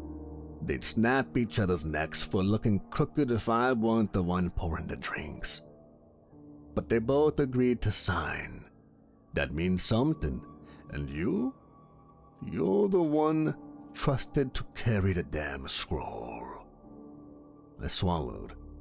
The weight of the pouch in my coat pocket felt heavier suddenly. Papa Stix stepped aside and motioned toward the door. "They'll be here soon. You've got 5 minutes to breathe. After that, we walk into history." I looked past him, into the dark wood of the door and the silence behind it. For a moment, I wondered how the hell I'd gone from ride-sharing for extra cash to holding a peace treaty that could end decades of supernatural war. And then I remembered the truth of my job. I drive the night shift, and sometimes the night drives back. The room was circular and windowless, lit by a chandelier of hanging bones that clicked softly when no one was speaking. The table at the center looked like it had been carved from a single piece of stone. Atop it, a black silk runner stretched across the center, embroidered with silver runes I couldn't read but somehow understood. No weapons, no lies, no blood. I sat on the edge of the silence, pacing like a guy trying not to pace. The velvet pouch holding the contract of tears lay in the center of the table, untouched, pulsing faintly like a heart refusing to die. The air shifted. Papa Stix didn't announce the arrivals. He didn't need to. First through the doorway came Seraphine Moreau. She moved like poured mercury, tall, pale, all elegance and cold fire. Her hair was pulled back into a braid so sharp it could have slit a throat. She wore a fitted black coat with silver buckles and boots that didn't make a sound. No jewelry, no makeup. Just 2 eyes the color of a dying star, and the kind of presence that made the room feel colder as she entered it. She didn't look at me. She didn't look at Papa Stix. She looked straight at the scroll. "Is it real?" she asked, her voice smooth and faintly accented, like French dipped in blood. "It's real," Papa Stix said, stepping up beside her. "Good." She moved to the far side of the table and stood still. Didn't sit. Statues don't sit. The air shifted again, this time louder, more like a storm breaking through a crack in the wall. Cutter Vale entered like he'd kicked the damn door open, which he hadn't, but the way his shoulders filled the space made it feel that way. Leather vest, scarred arms, tank top that had seen better wars. He looked like a biker who'd bench-pressed a bear and then made the bear ride shotgun. His beard was wild, but his eyes? Sharp, intelligent, and dangerous. "Smells like rot in here," he said, sniffing the air. "You bring me here to get fancy with the leech's sticks." Papa Stix's face didn't change. "I brought you here to end a war." Cutter saw the scroll, then his gaze slid to Seraphine. She still hadn't moved. They stared at each other. No words. 10 seconds passed, then 20, then 30. The silence was so thick I could hear my pulse in my ears. And then Cutter grinned. Bitch still hasn't learned to say I. Seraphine's eyes flicked to him. Hello, dog. That's when I started slowly inching toward the wall, just in case. Papa Stix stepped between them. Let's get to it. He nodded at me. I swallowed and stepped forward, unwrapping the pouch and placing the scroll on the table. The moment it touched the silk runner, the runes flared faintly. The scroll pulsed once. The threads around it glimmered like veins of lava. I need a signature. Blood or mark, doesn't really matter. Once it's signed, I drive it to the arbiter, and the deal becomes binding. There was a pause. Not hesitation. Calculation. Seraphine stepped forward, her boots silent on the stone floor, her eyes never leaving Cutter. I'll ride with him, she said. Cutter let out a dry, barking laugh. Ah, that's rich. She didn't blink. I'm not risking the contract falling into ash because some mutt has a tantrum in traffic. Cutter's face twisted. Just a flicker at first, but I saw the temperature drop. Not in the room, but in him. You think I'm gonna blow the deal? You think I came here to his house just to waste everyone's time? You've broken pacts before. Your kind's loyalty changes with the moon. He clenched his jaw. And your kinds break the second you get hungry. You already smell like a threat, Vale. And you already smell like a trap. They stood face to face now. One dressed like a royal executioner, the other like a biker who just rolled out of a bar fight he didn't lose. And me? I was somewhere between them, holding a damned soul-bound death scroll, wondering if I'd survive the next 30 seconds. Papa Stix's voice slid in like a blade. Enough, the both of you. Seraphine raised her chin but stepped back half a foot. Cutter didn't. He turned slightly, his hands curled into fists, the shoulders hunched, and his lips twitched and his voice dropped into a growl that sounded like it had claws. You think I'll let her ride with this thing alone and do what? Whisper to it? Exit behind my back? No way. If she rides, I ride. No one said you couldn't, Seraphine said. That did it. Cutter moved fast. Not a full transformation, but his spine popped once, and his forearms bulged. Fingers stretched, cracked, claws just beginning to push through skin. He didn't charge, didn't roar, but the intent was there. It radiated off of him in waves. Heat, violence, and the raw promise of blood. I backed up toward the wall, clutching the scroll. Crack. Papa Stix slammed his cane down and the world shifted. The room lit up like lightning had struck inside it. A circle of pure white fire erupted from beneath his feet, casting shadows that didn't match our bodies. Thunder cracked sharp and deep, shaking the stones. Cutter froze mid-breath, eyes wide, the glow of fury still bleeding from his pupils. Papa Stix didn't shout. He didn't need to. This house is sacred ground. It has stood through betrayals older than both of your bloodlines. It has hosted demons, angels, gods, and worse. You want to bring my wrath upon you and your bloodline, Cutter? The silence that followed had teeth. Cutter's pulse throbbed in his neck like a war drum, but slowly, very slowly, his claws retracted. The rage dulled in his shoulders. He let out a breath that came out halfway between a sigh and a snarl. He said nothing. Papa Stix stepped forward, tapping the cane lightly against the floor. The fire faded. The thunder ebbed. but the weight of his presence didn't. You ride together. You do not fight. You do not sabotage. You don't so much as glare too long without my permission. This contract rides beside me. That means you protect the driver. You good with that, Samuel? I nodded once. I mean, yeah. It's not like I haven't had violent exes in the same vehicle before.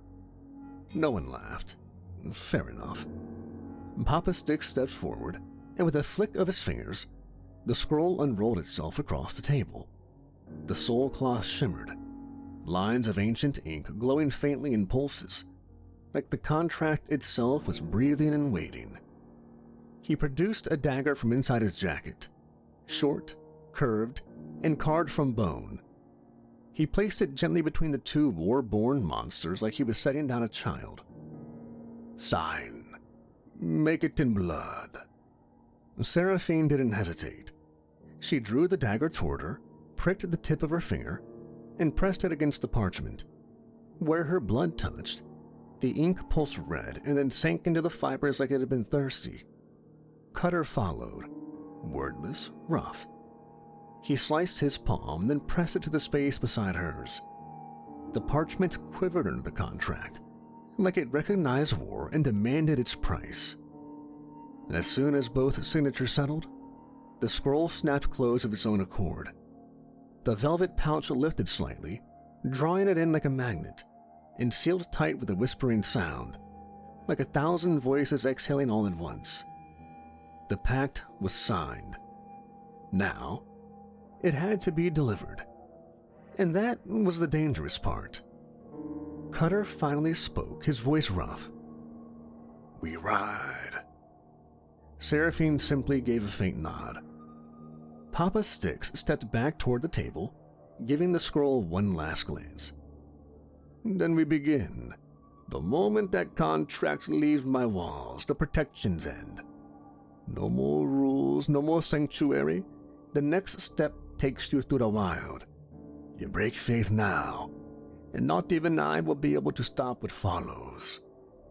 I looked at them both, the wolf and the queen, and me, just a human in a van built for hell. Time to hit the road. The van's side doors slid open with a creak that was way too cheerful for the mood. I was already in the driver's seat, engine humming with that familiar low growl that only came after a full demon oil tune-up. The contract of tears sat sealed inside a reinforced glove box that could survive a hell-mouth rupture. Not that I wanted to test it. Cutter ducked in first, his broad frame taking up half the bench seat by the sheer presence alone. Seraphine followed, more glide than step, like gravity bent slightly to keep her pristine. She sat opposite him, silent, arms crossed, expression unreadable behind half-lidded eyes. They didn't speak. I slid the van into gear and pulled it up Papa Stix's underground driveway, the city folding back into view like we'd been teleported behind enemy lines. The moment we were on the move, I cleared my throat. So, quick thing before we get too comfy. I was ambushed. No reaction. Earlier, on my way here, Grey Fangs. Brought some demon backup. Not the casual kind either. The stitched together, rides a ghost bike, screams in Latin kind. That got Cutter's attention. He leaned forward, elbows on knees, grinning like a dog catching a scent of blood. Seriously, you didn't mention that inside. Yeah, I didn't really want to interrupt the whole peace talks, maybe murder vibe we had going. Seraphine turned to me, eyes narrowing. And did they follow you? If they did, they hit the wards and got erased. Papa Stix runs a tight door policy. Cutter whistled low. You took him on? Alone? I nodded. Van held up. I may be human, but I've got a few tricks of my own. Cutter sat back, arms crossed, looking impressed. You're not just a ride. Looks like you've got teeth, kid. More like fangs I borrowed from a few pissed-off warlocks and one really paranoid goblin mechanic, I said. But sure, let's go with that. Seraphine spoke again, this time softer. If they knew you had the contract, they'll come again. They will, but now we've got 2 VIPs in the back seat, so no pressure. The van turned onto an older road outside the city, a stretch of cracked asphalt with no cell towers, no cameras, and absolutely no reason to exist on a normal GPS. I'm not losing this scroll. They want it. They'll bleed. And you? I asked Seraphine. She glanced at the glove box. We protect the contract. We deliver it. We survive. I exhaled, knuckles tightening around the wheel. Cool, so we're all on the same page. Don't die. It got quiet after that. The 3 of us sat in that kind of silence that feels like it's listening. I could feel the tension pinging between Cutter and Seraphine like static before a storm. Any moment it could break, but they were holding it together. Barely. I turned the dial on the radio. Soft jazz buzzed through the speakers, then cut to static, then back to silence. Figures. The road narrowed. Old trees rising up like ribs around the blacktop. The sky turned purple with early dawn. Somewhere in the woods, something screamed. Cutter leaned closer to the partition. So, got anything else in this tank you didn't mention? I smirked. I've got silver netting behind the seats, reinforced sigil panels under the floor, a flamethrower rig mounted in the grill, and a null magic shock charge in case something decides to warp inside. You've been busy, Seraphine said. Deadlines are a hell of a motivator. Cutter laughed. If this courier gig ever tanks, you can make a killing running war buses for me. Noted. We rounded a bend and the trees got thicker. I squinted into the road ahead. Something wasn't right. That's when the shadows moved.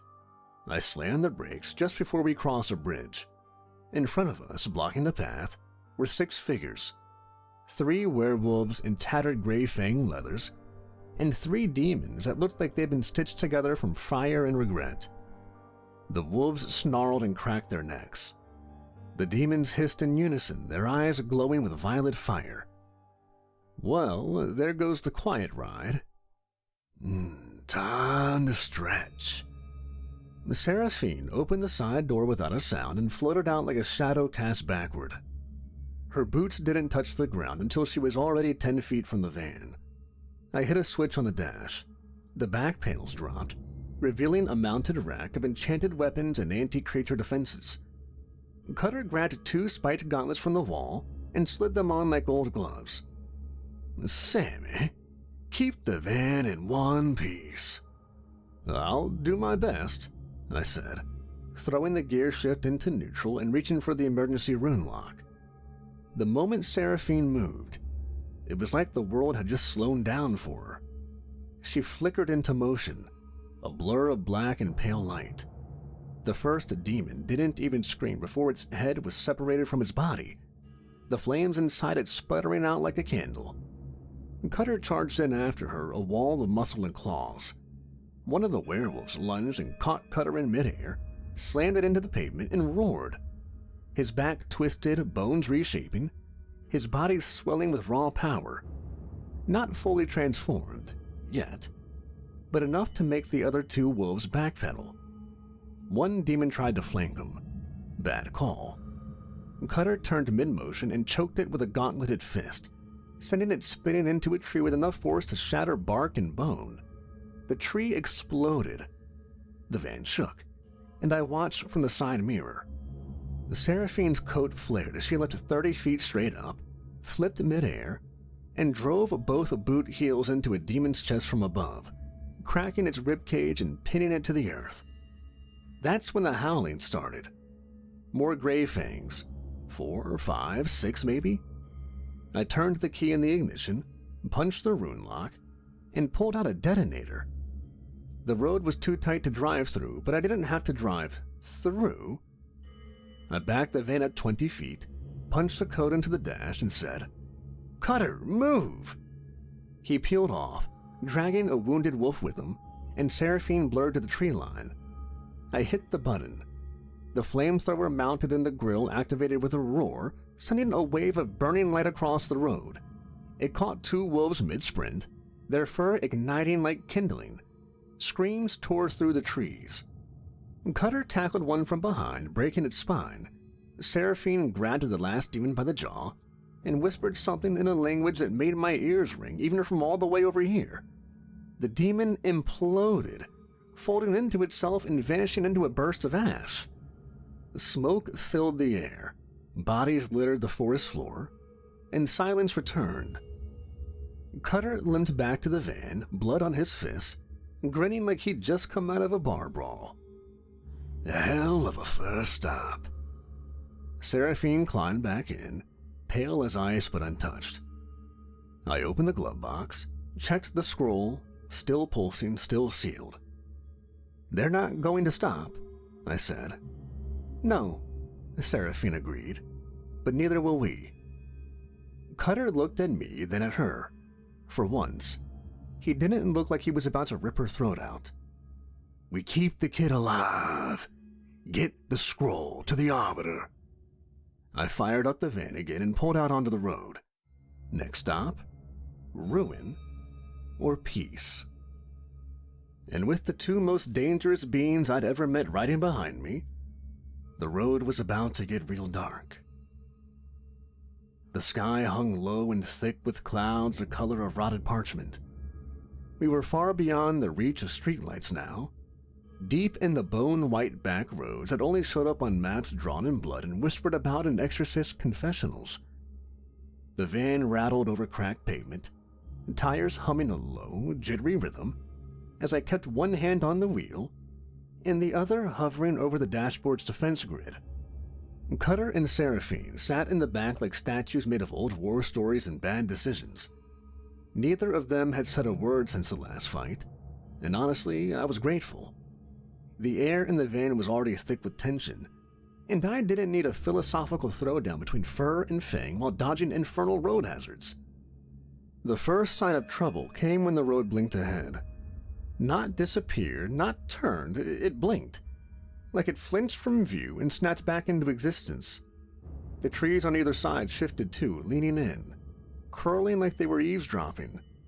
"Did anyone else see?" "Yes," Seraphine said before I could finish. Cutter snorted. "Magical interference. Someone screwing with the terrain." I eased my foot off the gas. "Is that normal?" "Only if they're trying to funnel us into a trap." Cutter craned his neck. "Let's spring it." And then the road simply wasn't there anymore.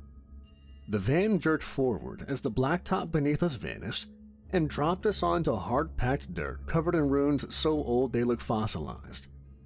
Trees closed in around us like they were being pulled on wires. I swerved, dodging low-hanging limbs that bent too deliberately. The lights on the dashboard flickered. A high-pitched whining filled the cab. "They're warping the path. This wasn't on the route Nico gave me. It's a snare, meant to corral, not kill." "Why not just kill us?" "Because they need the scroll intact." Lucky us. Then came the ambush. A skeletal tree snapped in half ahead and out spilled a pack of gray fangs. A full half-dozen of them fully shifted and foaming at the mouth. Behind them came 3 more of the demon mercenaries, glowing with internal embers and barbed with molten chainmail. They didn't wait. 2 wolves launched at the van. I yanked the wheel and hit the side deflector sigils. The van's left panel surged with blue light, and the wolves bounced off in midair like flies off a bug zapper. Cutter was already out the side door, not even bothering to speak. He hit the ground running and collided with the first werewolf like a wrecking ball. Their bodies rolled in a snarl of fur and blood, claws slashing wild. Seraphine didn't use the door. She phased through the top of the van, leaping into the air like a bullet from a coffin. Turns out vampires had quite a few more powers than I originally thought.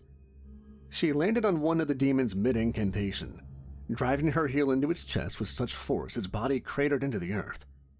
Her coat flared, the silver buckles gleaming as she spun and sliced through another demon's throat with a blade that had never once reflected her face.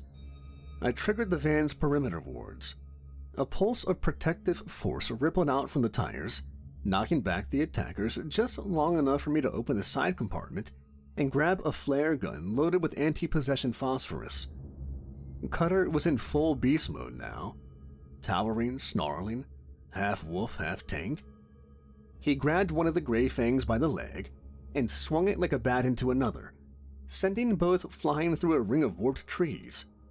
Blood sprayed, bones cracked, and Cutter laughed. "This is fun," he shouted. I stopped the van and climbed on top of it, scanning the battlefield. One demon was pulling itself back together, literally knitting its torso back from severed flesh. I took aim with the gun and fired. The flare hit it dead center and exploded into a burst of holy fire. The demon screeched, its body flailing as light erupted from every crack in its form. Then it went still. Seraphine landed beside me, eyes glowing faint silver. "You're bleeding." "Yeah, that's kind of the theme tonight." A howl rose behind us. Cutter was surrounded now, 3 wolves circling him, snarling and waiting for a misstep. "He's playing with them," Seraphine muttered. She was right. Cutter bared his teeth. "Come on, mutts.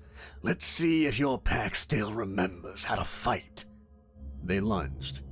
He dropped low, caught one mid-jump, and used its momentum to swing it into the second. The third tried to flank him, only to catch a clawed elbow to the jaw that knocked it out cold. Cutter stood over the pile of broken beasts, panting, grinning, dripping with their blood. "Good dogs," Cutter growled. The road shifted again. The runes under the dirt flared orange, then crumbled into dust. The cursed path was breaking down. Whatever spell had warped it was unraveling. Seraphine landed lightly back in the van. Cutter climbed in after her, knuckles raw, eyes wild. "You still with us, driver?" I dropped back into my seat. "Yeah, and we're running out of surprises." I floored it. We tore through the collapsing magic path, trees peeling away like they were trying to escape us. Ahead I saw a faint glow. The road to the Arbiter had finally begun, and nothing short of the apocalypse was going to stop us now. We tore down the unraveling road, smoke peeling off the trees behind us like we'd lit the forest's lungs on fire. The mist ahead coiled low and thick, refusing to lift. The Arbiter's sanctuary shimmered somewhere beyond it, too distant to see, too close to feel safe. Then it hit. The air went wrong. It thickened, grew dense and heavy like we were driving underwater. Every sound muffled, every light dimmed. The van's engine coughed once, then growled like it didn't like what we were driving into. "They're here," Seraphine said, voice sharp. Cutter bared his teeth. "Bring it." I didn't even have time to respond before it hit us. Literally. Something slammed into the back of the van with enough force to lift the tires. The whole thing bucked and groaned, metal screaming like it wanted out of its own body. I yanked the wheel to stay on the road, just as another shape vaulted out of the dark. Werewolf. Not just any werewolf, though. The Gray Fangs again and their alpha. Full pack, reinforced, pissed off, coming in hard and fast. 3 leapt onto the van at once, claws screeching across the roof, jaws snapping inches from the windshield. Cutter was already moving. He kicked open the side door and dove out mid-turn, rolling into a sprint before he hit the dirt. The wolves followed. Snarls echoed in the dark. I caught flashes in the rear view. Fur, fangs, and Cutter's body slamming into a gray fang like a meteor made of meat and rage. Blood sprayed and bone crunched. Another shape dropped onto the hood. A demon, tall and thin, his skin like obsidian stretched over glass. Its mouth opened, dislocating like a snake's, and it hissed something in a language that tried to pull my brain inside out. "Not today, asshole," I said. I flipped the windshield ward switch. The runes etched into the glass lit up in a cascade of fire-red script, and the demon shrieked as it lit up like a bonfire, flailing as it melted down the side of the van in oily chunks. Seraphine vanished. 1 second she was beside me, the next, she was out the shattered passenger side window, launching into the night like a shadow with a vendetta. I heard the whoomph of impact, then a scream cut short. More wolves poured in from the tree line. I slammed the brake and pulled a hard spin, kicking the back end around to scatter them. The van roared like a beast. Metal crashed against fur and bone as I clipped a gray fang square in the chest. It cartwheeled off the cliffside, howling all the way down. Cutter was in full transformation now, towering, upright, claws as long as daggers. He tore through 2 wolves at once, slamming one into the ground and ripping the other off his back like it was made of paper. His roar shook the air. Seraphine blurred through the battlefield, leaving trails of light like she was slicing through the dark itself. She didn't kill with brute strength. She killed with precision, 1 cut at a time, 1 flash of silver, 1 less threat. Then the mercenaries arrived. 6 demons bigger than the others, armor fused to skin, blades for hands. One carried a chain censer that leaked green smoke thick enough to rot. They formed a half circle ahead of me on the road. One raised its blade arm and pointed at the van. "Surrender the contract," it said, its voice like nails in a rusted pipe. I flicked the center console. "Sammy, what are you—" The runes under the van lit up. The underbelly's shockwave was a last resort weapon. Goblin tech. Illegal in 12 dimensions, but it worked. I hit the trigger. The van jumped 2 feet into the air as a pulse of concussive force blasted outward in a perfect circle, flattening the trees, the road, and everything within 20 feet. The front line of demons was obliterated, their armor cracked, their bodies hurled like rag dolls into the dark. Seraphine and Cutter weren't in the blast zone. I gunned it through the smoke before the demons could begin to retake their shape. In the rear view, Cutter howled. Seraphine moved like lightning. More wolves tried to close the gap, but she blurred past them, beheading one in a flash of motion so fast I wasn't sure it happened until the body dropped. Cutter leapt back into the van as we hit the ridge. He was covered in blood and none of it was his. "Where's Seraphine?" "She'll catch up." And she did. Right as the road narrowed, she landed on the roof mid-jump, her fingers punching through the metal to hold steady. The van rocked under her weight, but I kept the wheel straight. Then came the boss. From the woods rose a figure too tall to be a man, but too solid to be spirit. The alpha of the Grey Fangs, wrapped in ancient pelts and ritual scars, eyes glowing like furnaces. He stepped onto the road and growled a name. "Sammy." I almost pissed myself. "Trinova won't have much of a pack after tonight with what he's done," Cutter said. "Run his ass over, Sammy boy." I hit the gas. The van barreled towards him. He didn't move. I could see the muscles in his arms tense, the way his claws curled. He meant to stop us, physically. Cutter grabbed the wheel. "Brace." The van hit the alpha like a bullet hitting a mountain. He didn't go down, but he stumbled, arms spread, catching the front end as sparks flew. The whole frame bounced. Then Seraphine dropped off the roof and slammed her sword straight through his collarbone. He roared, not in pain, but in fury. "Go! Drive!" I hit the nitro rune. The van surged forward, throwing the alpha off the hood and onto the road. Seraphine blurred back in through the rear door. The last I saw in the mirror was the alpha rising again, bleeding and laughing. "Next time, Next time, driver. I didn't answer. The mist ahead thickened, then parted. A golden archway formed from starlight and stone. The road beneath it went flat, smooth, and utterly quiet. The sanctuary. We'd made it. The Arbiter's domain waited ahead. The van sputtered once, then I turned it off, allowing it a moment of reprieve. I opened the door. It didn't creak. Cutter and Seraphine stepped out behind me without a word. They didn't argue, didn't stare each other down. Whatever grudges they still carried, they stayed holstered.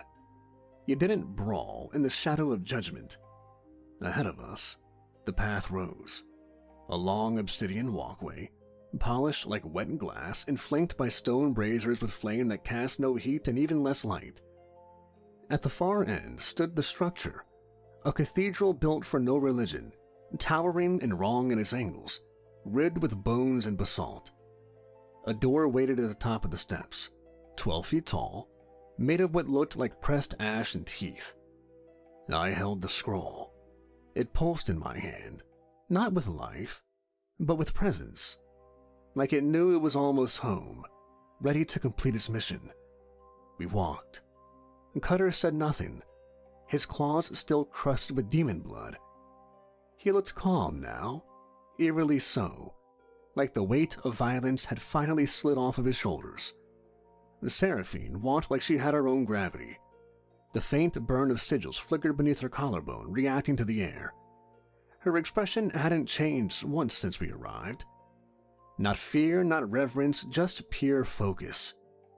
We reached the steps. No one told us what to do. No guards, no emissary. Just the sense that to hesitate would be to invite judgment upon ourselves. So we climbed. At the top, the doors opened on their own, parting without sound. The chamber beyond was massive and empty. Shaped like an hourglass turned sideways, was an altar made of obsidian bone in the center. No throne, no figure. Only presence. The Arbiter didn't speak. It didn't appear. It simply was. A presence that filled the chamber like liquid gravity, pushing against your ribs and your thoughts and your name. It made my skin crawl and my teeth itch. It knew everything I'd ever done and had no opinion on any of it. It didn't care. I stepped forward and placed the contract of tears on the altar. The scroll unraveled itself midair, spreading wide, shimmering like stretched parchment made of smoke and breath. Symbols pulsed and rearranged. Language older than sin lit the room. Then came the voice. It wasn't a voice like Nico's or Papa Stix's or even the demons we'd fought. The voice didn't vibrate the air, it vibrated me. My bones and my blood. It filled the chamber and etched itself into memory like it had always been there waiting to be heard. Witnesses, bound parties, approach. Cutter stepped forward first, then Seraphine. They stood opposite each other, eyes locked, not with malice, but now with purpose. Speak your vow. Cutter's voice came low and steady. Cutter Vale, Alpha of Bloodstone Hollow. I offer truce. My strength no longer bears down on the Nightborn.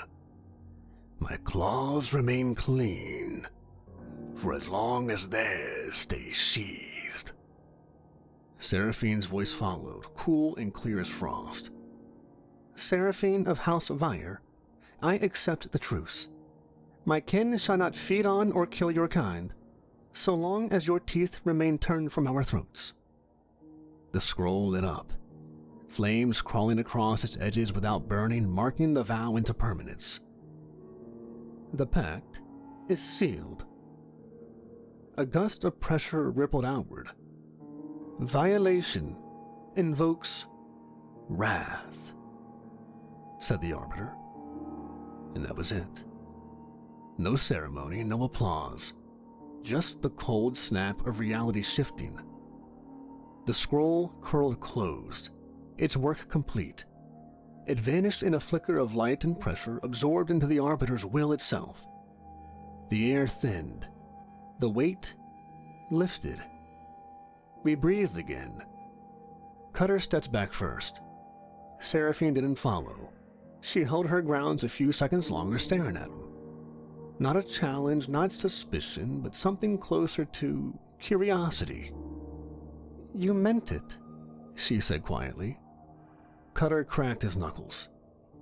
"Don't waste my time with politics.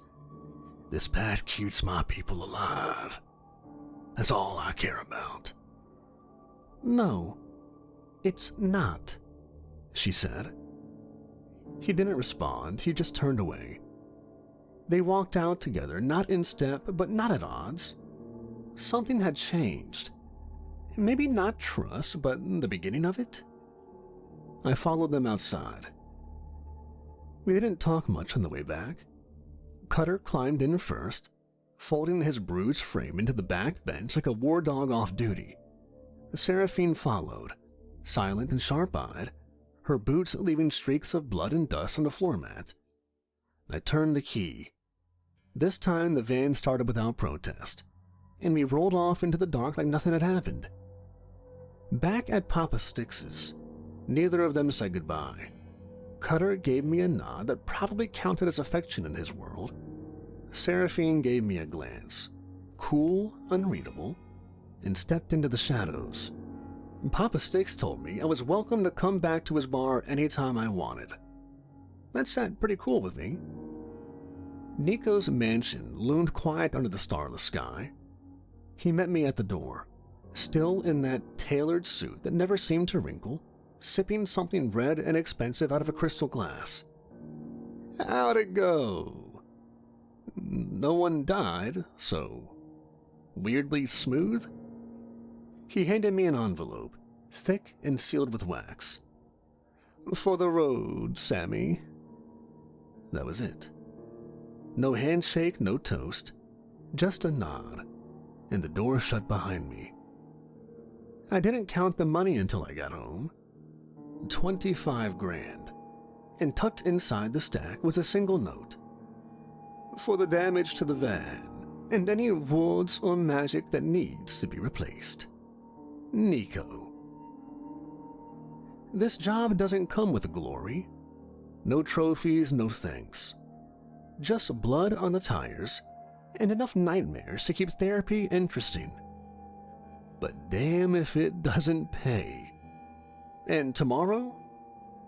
Oh, how the night shift calls again.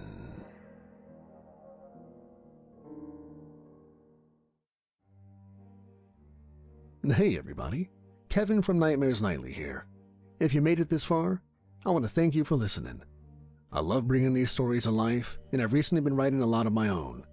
If you'd like to support the channel and what I do, and hear more of my own stories, please consider becoming a member, where I try to upload exclusive, ad-free stories every week.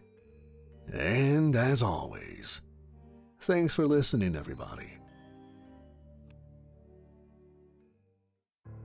I had my first out-of-body experience when I was 4 years old.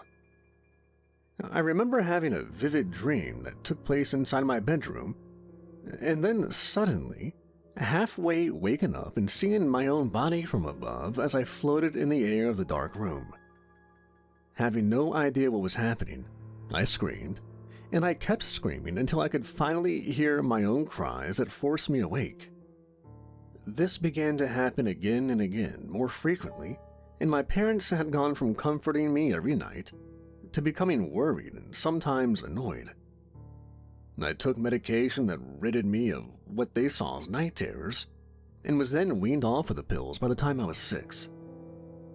My out-of-body experiences started up again, but I was older then and not as frightened.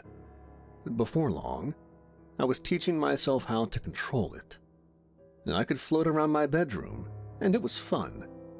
It beat the hell out of any old regular dream, and sometimes even the lucid ones, which I am also no stranger to. I soon began to expand my territory. I couldn't touch or interact with anything outside of my body, so my options for nightly entertainment in my room were limited. Floating through the toy chest and seeing the insides of my stuffed animals was only fun for so long, so I trained my strange superpower and increased its range. After a month or so of trying, I was able to explore the rest of our house. I could watch late-night television with my parents without them ever knowing, although I had no say in what channel was on. Nights they watched HBO or one of their R-rated movies were the best. The sound was always limited in a projected state. Voices were muffled, like people were speaking underwater. But luckily for me, my mom was hard of hearing, so she always watched TV with the captions on, which benefited my viewing experience during my nightly escapades.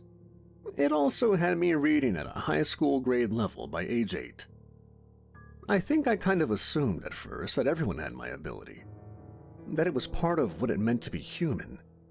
But after I brought up how I flew around the house at breakfast a couple of times, they just told me that it sounded like a fun dream. I realized that I could really do something special.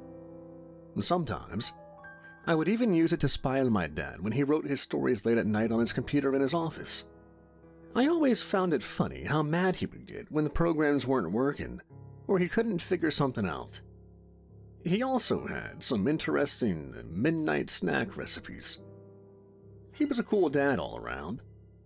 For example, when I was 7 in the summer of 1996, he took me to see Independence Day. Looking back, I was probably a little too young for all the destruction and alien violence, but there was always one set piece that interested me, which I looked forward to seeing each time the movie was on TV or playing on a well-worn VHS tape. With the title I've given this story, you can probably see where I'm going with this. It was the Area 51 stuff in the film that stuck with me the most. I was fascinated by the movie creators' designs and ideas about what the secretive military base looked like.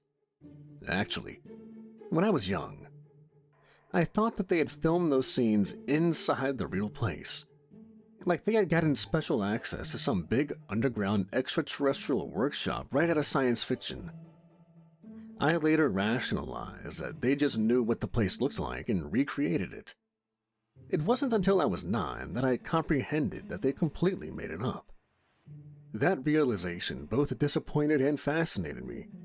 I had to know what was really down there, how it ran, what experiments they might have been doing, what kind of people worked there, and, of course, whether or not they actually had aliens or their technology locked up in some secretive warehouse in the middle of a desert. By the time I was 10 and our house had internet access, I was gulping up the classic conspiracy theories about the base, going from one GeoCities or Angel Fire set to the next, and eating up every doctored image of alien autopsies and examinations of UFOs that I could find. Games like Half-Life and its Black Mesa compound, or Perfect Dark's take on Area 51, or the titular arcade shooter itself all scratched an itch. But I knew when I was young just what I wanted to do with my special power. I would cheat the system. I would bypass all of that security without anyone ever knowing, without ever having to join the military just to maybe get a shot at seeing the place. Could you blame me? If you could do what I can, wouldn't you try? It wasn't even that far away. I grew up in Flagstaff, Arizona. Las Vegas was just a day trip, and the ranch, as it's sometimes called, wasn't far past that. Area 51, a legendary producer of American lore, was always just past the horizon while I came of age. And one day, I would see it. The problem was that I'd have to practice every night if I could. The range of my astral projection was my weakness, and I would have to self-train myself to extend it. It wasn't like I could just consult with a mentor or look up out-of-body experience tips and tricks on the internet. When I was in middle school, I learned how some Native American tribes sent their adolescents on vision quests, a spiritual journey involving fasting and praying that, allegedly, sometimes resulted in the sensation of leaving one's body. Elsewhere in the world, various drugs could supposedly trigger out-of-body experiences. None of these things were an option for me, so I had to either learn from or enhance my natural ability myself. I tried to avoid drugs entirely. They only inhibit my skill. Even taking an Advil before bed makes the projection muddled and weak. The only way I could get better was by exercising strenuously. I took naps whenever I could, meditated often, and taught myself how to lucid dream every night. Anything to master my inner self. By the time I was 14, I was sometimes getting 12 hours of sleep a day. Excessive, even for a teenager. Over time, the boundary increased. The dark edges of the astral realm, which I could not breach, expanded outward. My neighborhood became my playground. I would go to bed early whenever my body allowed it, giving me time to float about and observe the secret lives of our neighbors before everyone else went to bed. You can call me a pervert. I wouldn't blame you. But I'm also not going to share what I've seen or name names. My curiosity and its rewards are for me alone. Suffice to say, though, humans are strange.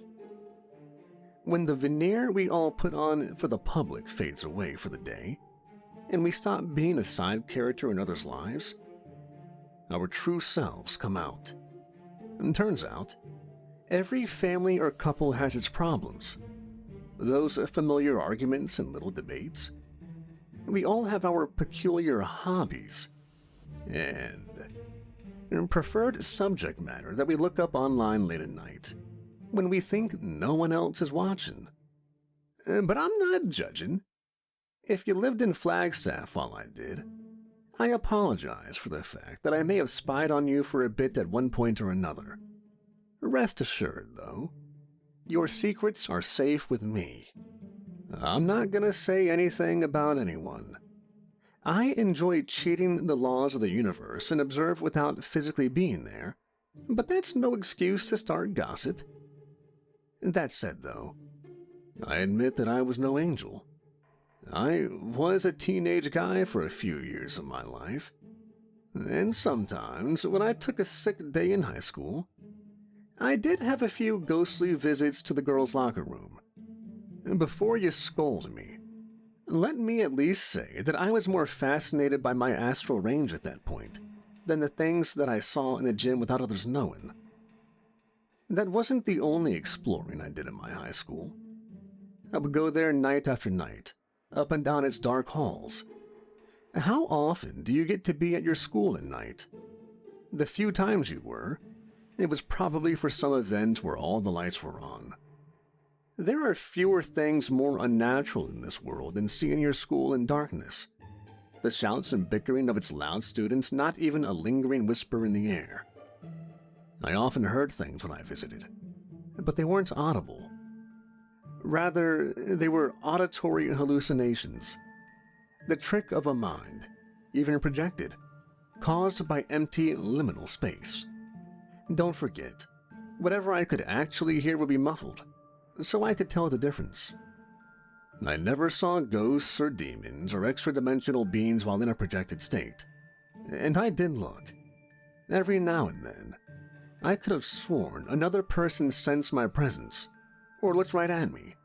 And in these instances, I would always freeze up for a second. But it was just a coincidence each time, based on my position as I watched them. What attracted their attention was something on TV, their cat making a noise, the wind on their curtains. I have never been seen. I don't think it's possible. I've even paid a visit to every psychic in town as they supposedly connected a customer with a deceased loved one to no effect. They were all either frauds or just not very good at their profession. By the time I was out of state and in college, I had a firmer grasp on the reality of everything, including the banality of the place I longed to one day break into.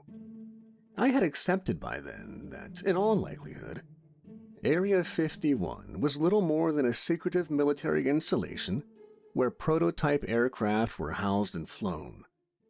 Warehouses of spy planes and bombers, many of which were never mass-produced. And maybe it really did have its share of government secrets, but I no longer really believed that it had something more exotic, like aliens and their flying saucers. Life had disenchanted me to the point where I believed the Roswell incident really was just a weather balloon. Apologies to my childhood hero Fox Mulder, but I no longer really cared about believing.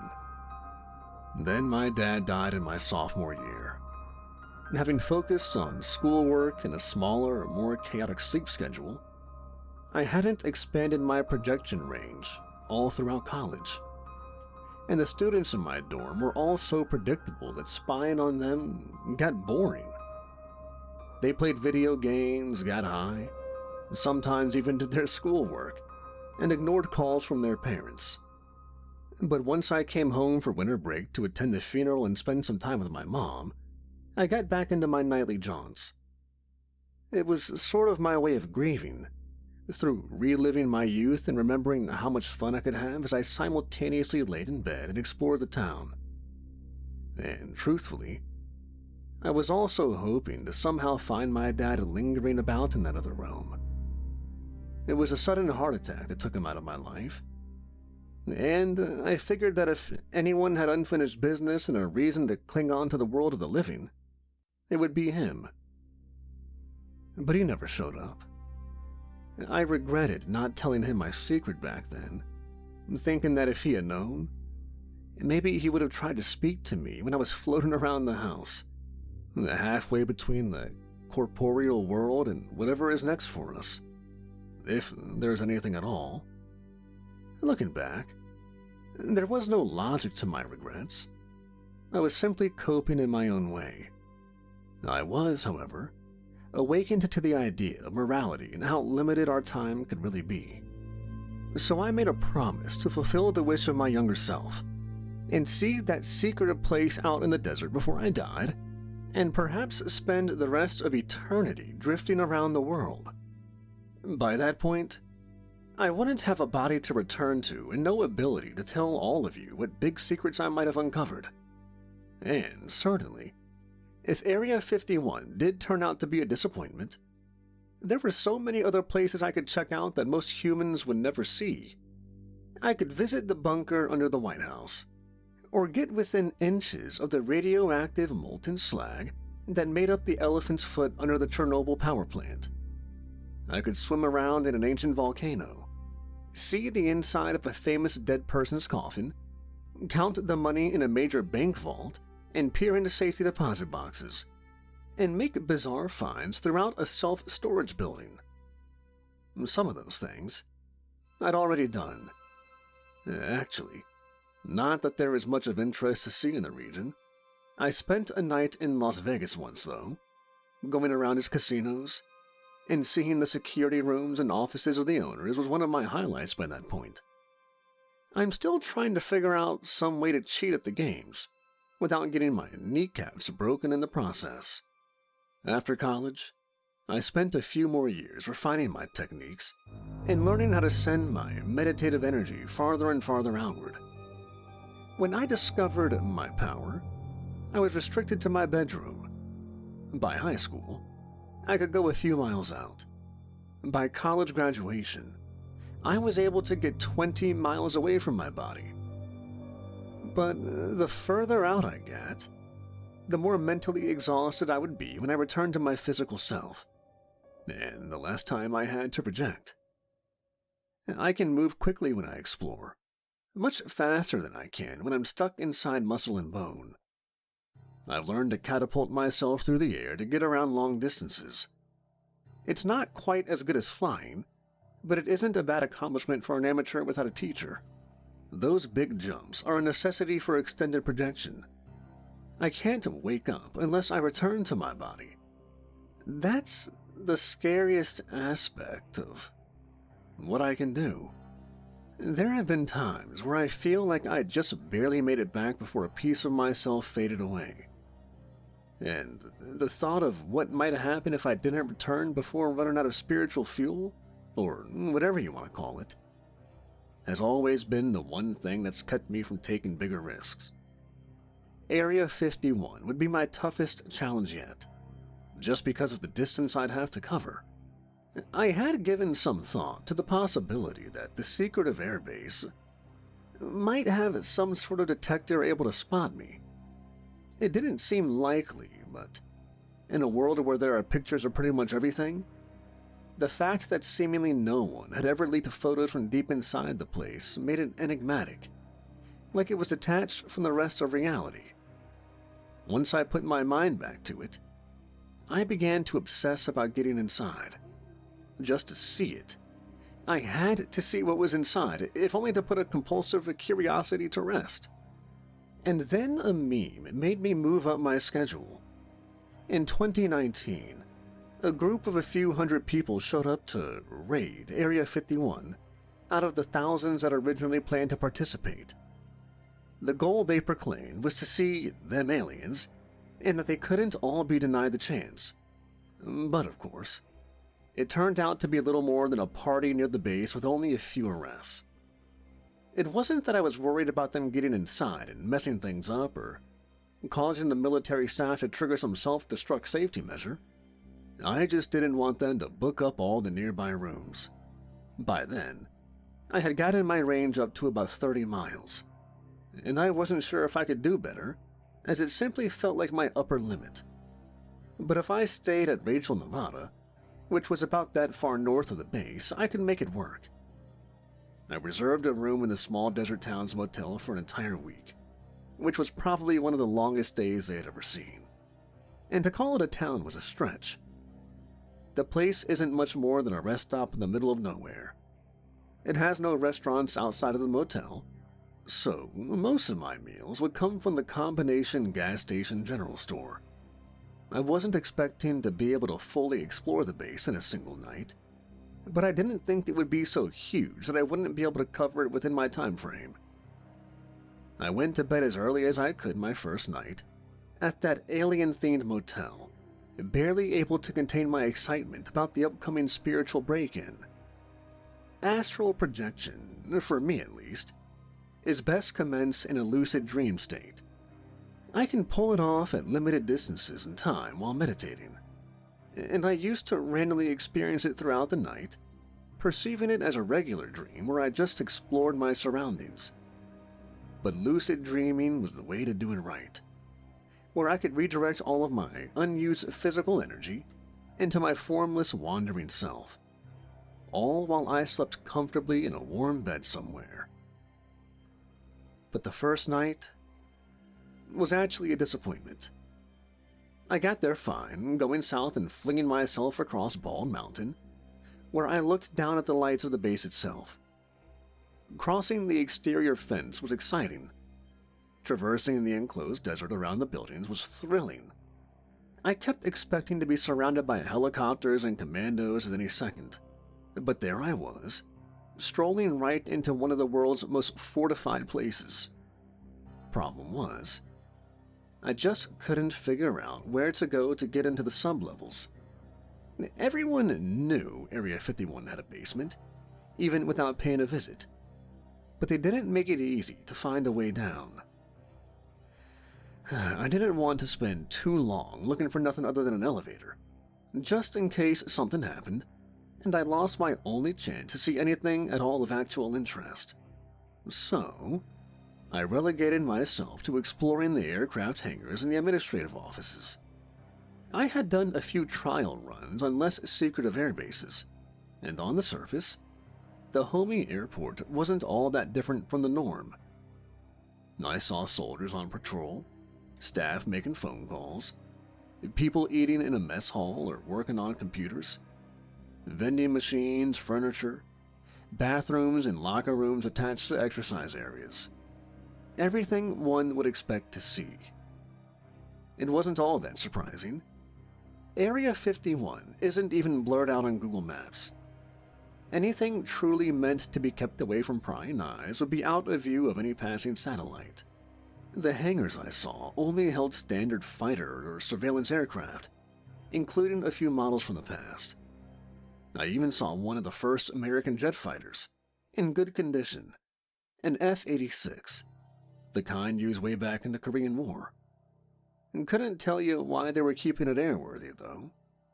The only element I couldn't fully explore, other than the data on the local servers, were the contents of the file cabinet spread across several offices and office quarters. I just have no way of seeing what's on papers that are pressed together inside a cabinet. So, physical information wasn't only protected from possible hackers, it also keeps away the prying eyes of projectionists as well. I could have waited around for someone to pop open a file and read it as I peeked alongside him, but I kept my interest on covering ground instead. Honestly, I'm not a big aircraft or military enthusiast. I'm sure there are a million people out there who would be fascinated with just exploring the surface freely like I did. But it wasn't enough to make all the effort and planning worth it. I would have to try again on a second night. But if I couldn't find a way down after 3 attempts, I figured I'd be ready to head home disappointed. You may be thinking that I could just dip myself down into the ground and keep going until I emerge into an alien autopsy room or dark energy reactor. Thing is, dropping beneath solid ground isn't easy. It's slow, and navigation is impossible, as I can no longer see anything, of course. I have little sense of orientation or gravity when I project.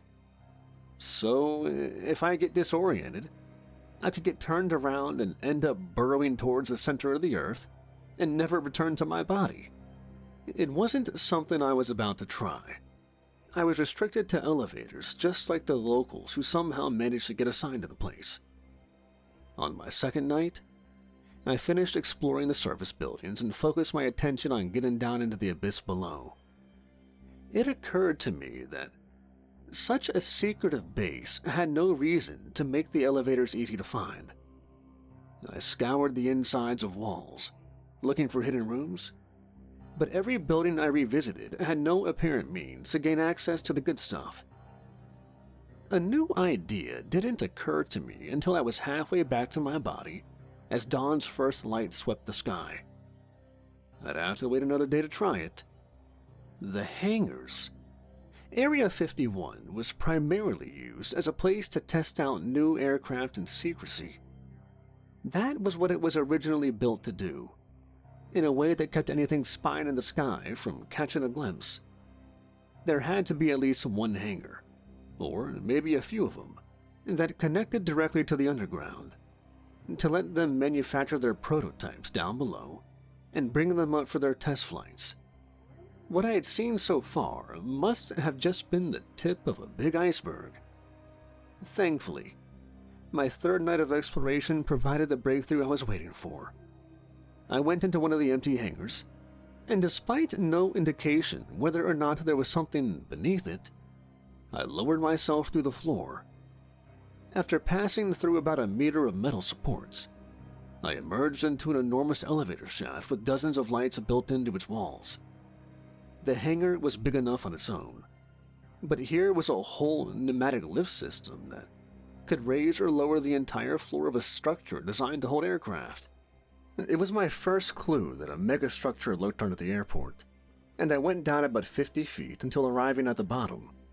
A construction bay was just ahead, and some half-completed modern stealth aircraft occupied its space. Eventually, if they even planned on completing it, it would be wheeled onto the elevator and brought to the surface. But for now, the place was otherwise empty, with no tools or blueprints in sight. The flying wing-style aircraft was in a dull military gray color, and its cockpit was empty of any controls. I could have studied the thing all night, even if I wasn't all that invested in aircraft development.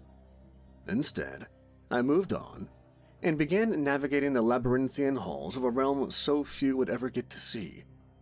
Large concrete arches held up natural rock, excavated and drilled perhaps decades ago. Forklifts and inactive floodlights lingered in the halls, which were dimly lit up by orange sodium vapor lamps and fluorescent tubes. I didn't see anyone at all in this part of the base. By the end of the night, I had realized that the first sublevel was barely any more remarkable than the surface. Other than being an impressive engineering feat, It seemed like an area with its glory days long behind it. It had dozens of vacant offices, sealed locker rooms, empty vending machines, and only a few uniformed base staff walked past me my whole visit. I looked through more hangars, along with storage rooms filled with old experimental aircraft that might have never seen the light of day, and now sat frozen in time under a tarp. I also found some sort of conference room that, for whatever reason, had been buried behind a concrete barrier. It still had its tables and chairs, which are right out of the 1960s, and positioned like people had fled the room in a hurry. For some reason, the room was still lit by a single dim wall light. The conference room turned out to be the most interesting thing I saw that night, simply because of its mystery and the lack of any context. The first sub-level seemed to be seldom used. Maybe it sprang to life when a new contract for experimental aircraft arrived, and I had just shown up during the slow season. But I ended up spending the night wandering empty rooms and halls, mostly looking for a way further down. It was a massive complex that I knew I didn't cover completely, and had no particular desire to continue exploring, because my gut told me it would be more of the same. Even so, I ended the night on another high note. Around dawn, I finally found a more active portion of the level that was lit more brightly and featured up-to-date rooms with modern computers and furniture. It was a small section overall, filled with a few dozen on-duty men and women. My lip reads told me they were mostly just talking about current events. The discovery of the area led me to the central elevator that had eluded me, which required keycards. I slipped past the doors, floated up to the lift itself, and looked at the buttons to see that I had 3 more levels to check out.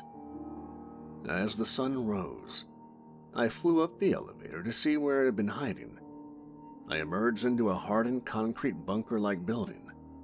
I passed through a blast door and drifted along in a lengthy tunnel on the other side until I was under the sky again, and at a secondary checkpoint deeper inside the base. The entrance to the lower levels had been concealed with a mountainside, and the tunnel leading to it was buried at the end of a narrow valley a good distance from the other surface buildings. It was both hard to see and well defended. I did my best to memorize the location, and returned to my body once again, ready to spend another day doing almost nothing as I waited to sleep and travel once more. My next visit, I knew, was going to be a special one. I had stocked up on microwavable meals since arriving and rarely left my room, leaving the curtains drawn at all times. I knew I was messing around in a place I was never meant to see, that the government worked hard to keep a secret. So, naturally, I had grown paranoid that feds or the military would somehow track me down and come banging on the door. I hadn't really felt that fear since I first started exploring as a kid. Back when I thought the cops of all people would show up and arrest my younger self for some sort of privacy invasion crimes. I never really rationalized how they might find me. But if anyone in the world could detect and find me, there was a good chance it would be the people in Area 51. I just couldn't work out how they would, but because there were too many unknowns about what they were capable of and what they researched. If they, for example, had at some point reverse-engineered alien technology, then who knows what manner of physics they were aware of that the rest of us may never understand. While projecting, I was sending some piece of myself out into the world. Something tangible, if difficult to detect. I was receiving information and sending it back to my brain for processing. I just happened to never have found anyone that could tell me how I did what I did. What kind of signals I might have been broadcasting that someone or something else could perceive. The fear of being caught had always dogged me. It wasn't so much the consequences that scared me, as it was finding out that there existed a way to find or catch me in such a vulnerable state. This time, that worry also manifested itself in perhaps a rather crazy concern that Area 51 had a honeypot set up in some part of space that would attract people like me and capture our projected selves for imprisonment and experimentation. I started thinking that I would stumble upon a room full of other trapped souls who got too curious. It felt like the perfect twist ending to my story. I could never see myself as the first one to truly have access to astral projection. I always assumed someone had done it before, and there were hundreds of people like me, if not more. And if that were true, then surely someone had paid a visit to a mysterious installation in an American desert. And if that were true, said installation might have created countermeasures. Or I could just be overthinking and overworrying again.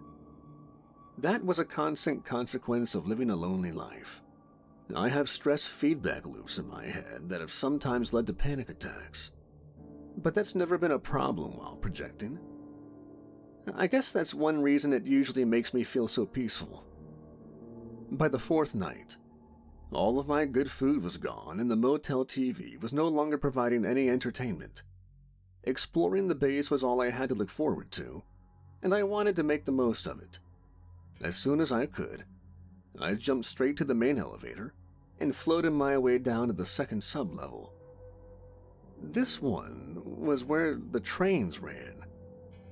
Area 51 had long been rumored to have an underground railroad system, though there were debates if it was just for local use, or if it connected to more distant bases, or hidden entrances or cargo depots.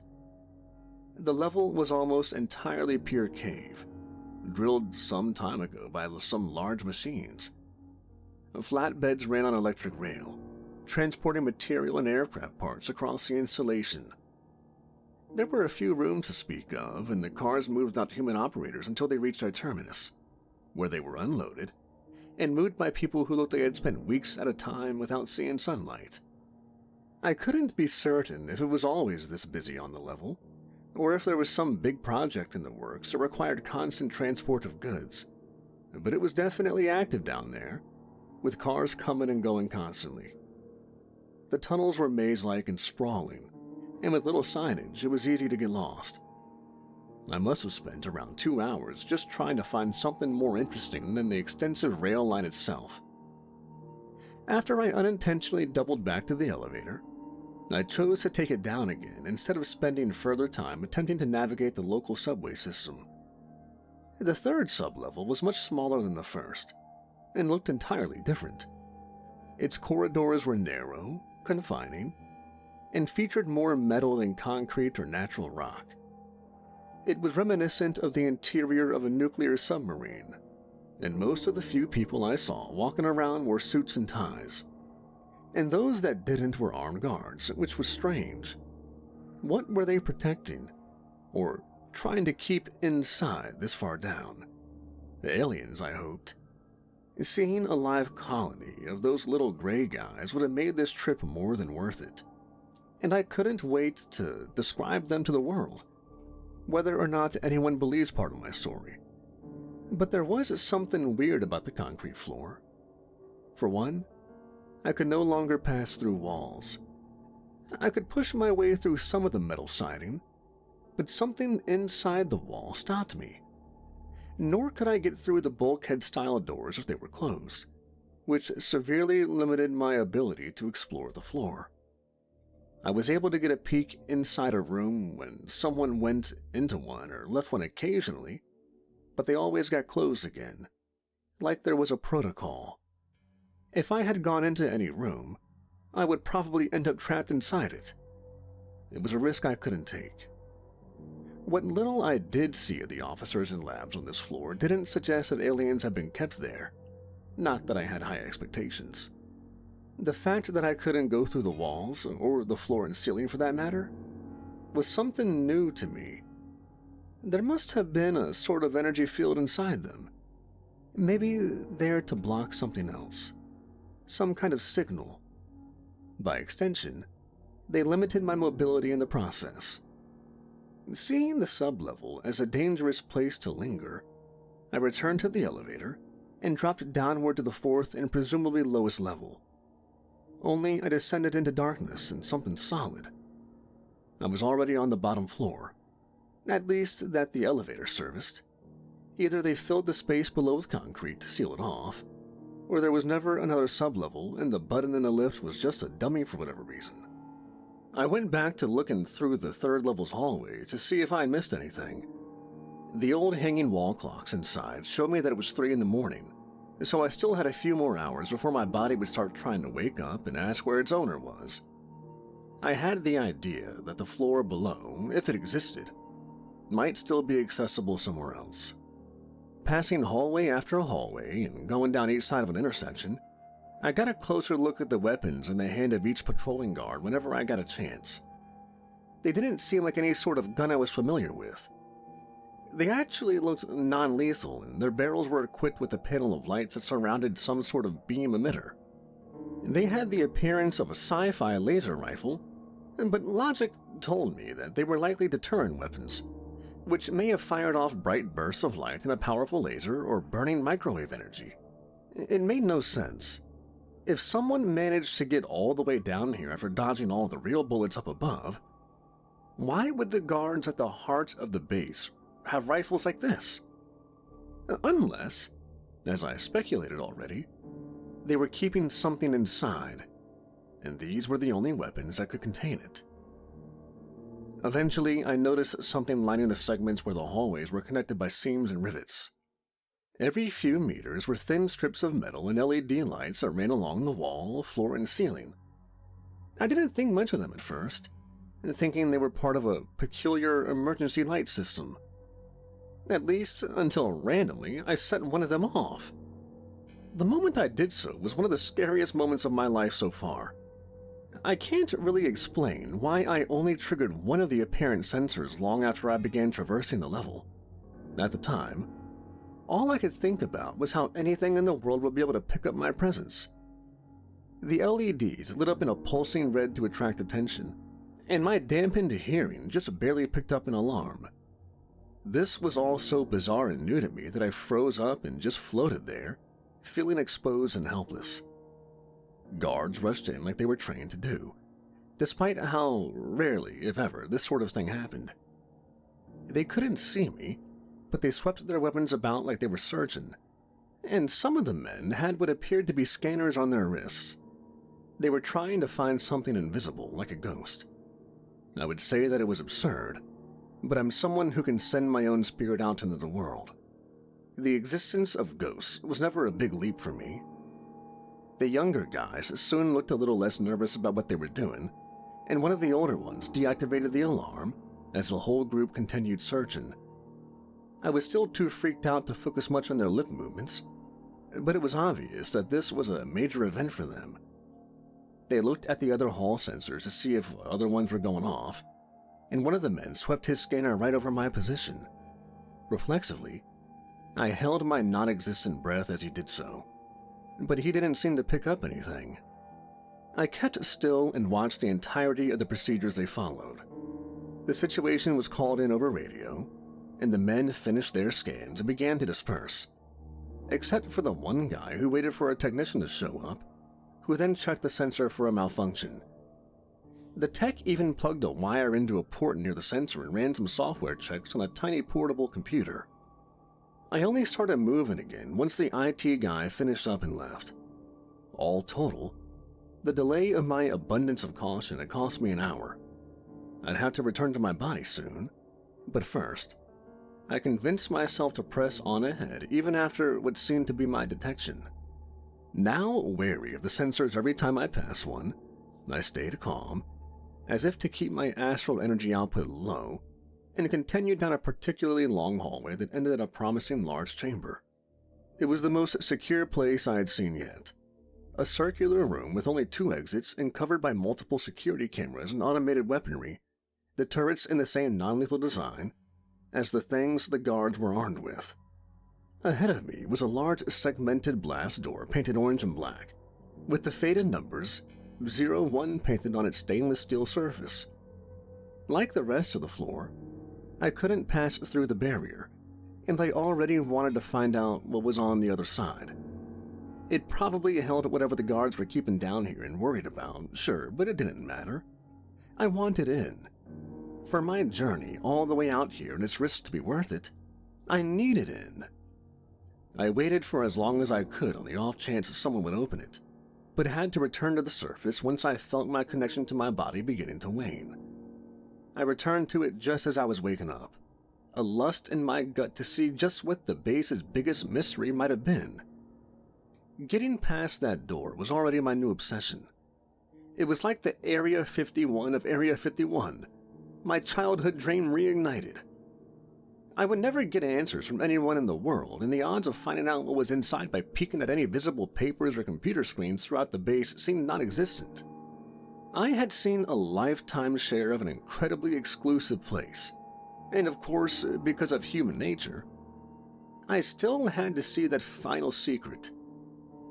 The fifth day was agonizing, not just because of the wait to get back onto the base. It was also when Area 51 raiders started showing up. There might have only been a few hundred that actually went through with coming out to the desert to party, get drunk, and live out their alien rescue fantasies. But the motel, my sanctuary, filled with rowdy out-of-towners while camper, van, and motorcycle engines ruined the quiet atmosphere. All day I thought about the door and what was behind it. A new super-advanced aircraft, a deconstructed alien starship, the skeletal remains of an ancient god. I would have accepted an empty warehouse, as long as I found out for certain and didn't go through the rest of my life not knowing. I had no idea what was driving my urges, only that I wanted to see something truly special before heading home, and so far I felt I hadn't. After hours of television and internet browsing just to pass the time, all while staying inside my room to avoid social contact, I grew unreasonably excited to see the sunset light hit my room's window. And by 8 p.m., I was already in bed and trying to force myself to sleep. Since I couldn't take a sleeping aid and my new neighbors were rude and noisy, it was torturous.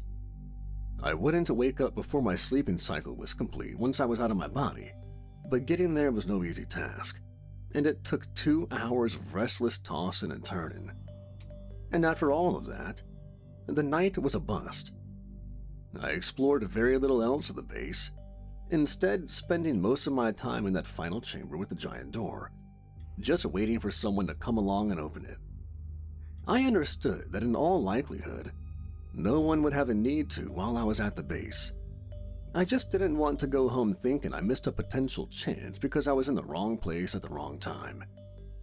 In hindsight, I wish I had seen more of the base while I had the chance, instead of wasting all my time in one place hoping for the impossible.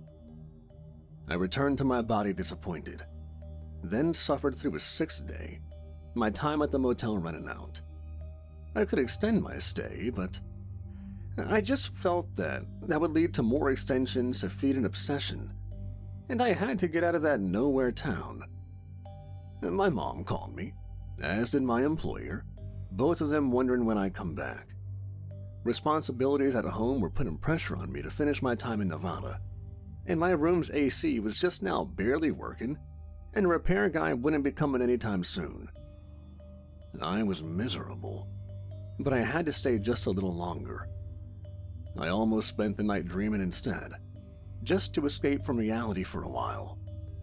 I had never projected for 6 nights in a row, so I only ever saw the reprieve of darkness during the few naps I had over the week. And then no one showed up to open that damn door for me again. Every time I was about to leave that security room to explore more of the base, I convinced myself that someone was on their way to let me through. But it never happened. 10 hours I spent lingering on that sublevel that I could only barely navigate. Hell, I even tried sending psychic waves to the people down there in an effort to manipulate them into unlocking that door. It didn't work. I woke up early in the morning, sweating and feeling pissed off. I knocked on my walls and yelled at the people next door to turn down their music. After they told me to shut up, I left my room, packed up some water and food, and drove off.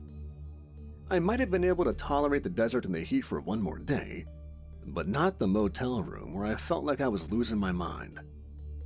I actually ended up driving down to Las Vegas and spending the day on the Strip and blowing my money on tourist shows.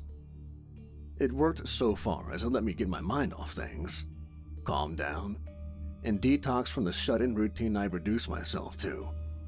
Getting some actual meals at real restaurants helped as well. Still, I never wanted to come back to Nevada again.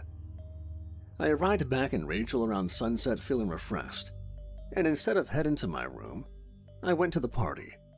Or rather, I just observed it from afar. The drunken eccentric types looked like they were having more fun than I had over the past week. They were gathered up at the gate and just hanging out as base guards made sure they stayed back and didn't try to run inside. The raiders were smart enough to not get shot. Although, as I said earlier, I did see a few of them get arrested. Their fun lasted into the night, even if they sadly never got a chance to see any aliens. But if that didn't disappoint them, I figured I shouldn't have let myself feel disappointed either. I had actually seen the inside of the base, unlike any of those guys. I had fulfilled a childhood dream. I could head home right then, look back at all this in a year, and still feel excited about everything I had witnessed inside Area 51. But that would never be good enough for me. So instead, I drove my car to a secluded area near the base, reclined the seat, covered all the windows, and fell asleep. If I projected this close to the place, everything would be in sharper focus, giving me a better experience, and I would cut back on the travel time from going back to my body. I was determined to leave the state on a high note. Once I was adrift, I floated over to the party by the main gate and went right by the revelers, and then past the guards that stopped them from going any further. If only they could see me and cheer as they watched just another regular dude making his way inside the base. I've made fun of them, but I would slowly start to see the guys as a good luck charm as the night progressed. Before I even arrived at the elevator, I saw something new and worth following. Two people in full hazmat suits, with tinted visors that hid their faces, came walking out of one of the side rooms within the mountain tunnel. They were pushing a cart with a large metal crate on top. Even if they had nothing to do with that final door, I wanted to find out what they were up to, so I tagged along without them knowing. They went through all the checkpoints, and didn't stop to chat with anyone as others moved aside from them in the hallways. I steadily realized that they were heading down the same route I took to get to the locked door. I didn't want to get my hopes up, but it was looking more and more like the two were my ticket inside. By the time the three of us were heading across the lower sublevel together, I tried my hardest to contain my excitement, which was the only thing I could think of to avoid setting off any alarms again. The hazmat boys nearly broke my heart the moment they made a right to the last junction before the door, but it turned out that they were only having their keycards programmed in a surveillance room. It was filled with camera feeds on a TV array and had a single guard watching them all, including the 4 cameras pointed at the big door, and must have had codes that changed daily as an extra layer of security. Once their keys were updated, we arrived at the last obstacle. They ran their cards onto 2 separate scanners, pressed down 2 red buttons with their thumbs, and then finally pulled the 2 levers within the door itself. Maybe this was what they did on a weekly basis, or it could have been an annual thing and I just gotten extremely lucky. Whatever the case, the huge slab of metal at long last began to slide open to reveal the darkness beyond. Lights flickered to life past the door, illuminating an angled concrete corridor and the hefty incline cargo elevator that went down. The hazmat team went in and locked their cart's wheel into a pair of mounts on the lift, which didn't start moving until the big door was closed again. I was still right there with them, and was now committed, having no way out until they first left. The elevator went downward at a tepid pace, and I stayed with my 2 new best friends instead of going along with them. I had come this far, so I was willing to be patient a little longer. I was heading down into the inner sanctum of Area 51, a forbidden place that very few would ever think about, much less see for themselves. The ride lasted 10 minutes or more, and it felt like we descended deep into the earth. If ever there was a portal that led to hell or another dimension, it'd be here. After the lift came to a stop, a second giant door opened as slowly as the first, revealing something perplexing but not quite bizarre just yet. Ahead of me was a purely stone antechamber carved into bedrock. The surfaces were immaculately smooth, about 30 feet of rock, illuminated only by the elevator corridor's light, led up to a large, perfectly proportioned open square that proceeded a void of darkness.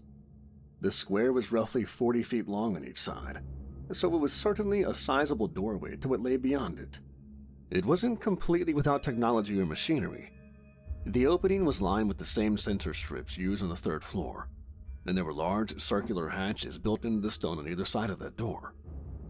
I stepped out into the antechamber with the hazmat crew as they wheeled out their cargo and looked to my sides. On the left was an old, irregular-sized metal door that showed signs of disrepair, while my newfound buddies worked to unlock their crate and remove its contents. I went over to get a better look at the old side door. It appeared to lead to the original 4th sublevel, or whatever remained of it. It was unpowered and had no inner electrical field running, so I was able to pass through it and see if there was anything on the other side. But I saw only darkness. Nothing at all. On further inspection, I noticed that the door had actually been jammed open just a crack. From outside, I managed to see a tiny bit of the pile of rocks that blocked my view. It appeared that the hall had suffered a cave-in at some point, or maybe the entire floor had gone through a controlled demolition. Whatever happened, it seemed to be completely inaccessible. I returned to the hazmat brothers as they worked together to take out their cargo. It was a giant battery or a power cell of some kind. I understood what they were doing, replacing one of the 2 power sources that kept something in, past, or around the giant square entrance running. But they couldn't just hot swap one of the batteries that easily. It looked like they had to shut the whole thing down first. On realizing this, I felt equally terrified and excited. I knew I might actually have a chance to glimpse what they were keeping all the way down there. The guys went to either side of the door, opened up 2 fuse box-looking things above the battery hatches, and flicked 2 of the switches. Nothing happened for a few seconds, and then the lights slowly began to warm up past the doorway. The first thing I noticed was just how many of them there were. High up on a ceiling inside the chamber, there was an entire array, like stadium lighting turned to a face-down position. It was overkill for illuminating a room. One of the hazmat guys worked to exchange the power cell, while the other took up a defensive position near the center of the doorway and pointed his rifle into the brightening room past it. I'll never be able to give a reason behind the place I saw. I don't think I'd be able to rationalize it, even if whoever ran the base sat me down and described it in great detail. Kept deep inside Area 51 was a full-size lobby of a grand hotel, its style copying the architecture of the 1920s. And the more I looked at it, the more it seemed to be pulled out of history. It wasn't like a movie set or an attempt at a replica. It had Roman pillars, marble tile, a mahogany reception desk with a classic candlestick phone in black. Most of the hard materials were in good condition, but the fabric, like the red carpet and the drapes covering the walls, were falling apart and covered in dust. Behind the cloth hanging from the ceiling were the remnants of floral wallpaper curled and melting into the floor. It was like the lobby had been sliced cleanly out of a building and transported directly here. The outer edges of the walls looked sharp, without any signage. It was difficult to tell where it had come from, but it did look like it had served wealthy clientele in a major American city a century ago. And now here it was, a hotel lobby out of time and place. Something unimaginably evil might have happened inside its walls in the distant past, or it could have simply been haunted or cursed. Other possibilities I thought of upon seeing it were that the very matter of the structure had been corrupted, and it was contained here to contain the spread, or that maybe it had just really been transported from the past through some wormhole experiment gone wrong. Drawn to the large room and not really thinking about, I drifted forward and through the open-air doorway. I met resistance on my way inside, yet pushed through with minimal effort. There was something about the room that made these guys contain it, fear it, and point their weapons at it. But I figured that whatever it was, it couldn't hurt me. I would just take a quick look around, and when they finished changing the batteries for the lights, I'd leave with them. Every little detail of the hotel, from the counter's brass call bell to the yellowed mail envelopes that would eternally wait for their recipients and looked like they'd fall apart if touched. It was all too authentic to be part of a recreation. It was also in good enough condition to suggest the place had been moved here a long time ago and preserved as if it were in a museum. Whether it had been perfectly rebuilt brick by brick, or somehow brought here instantly, my untrained eye was unable to tell. At full brightness, the lights above also completely bathed and drenched the lobby, and probably made the heat unbearable as well, if I could feel it.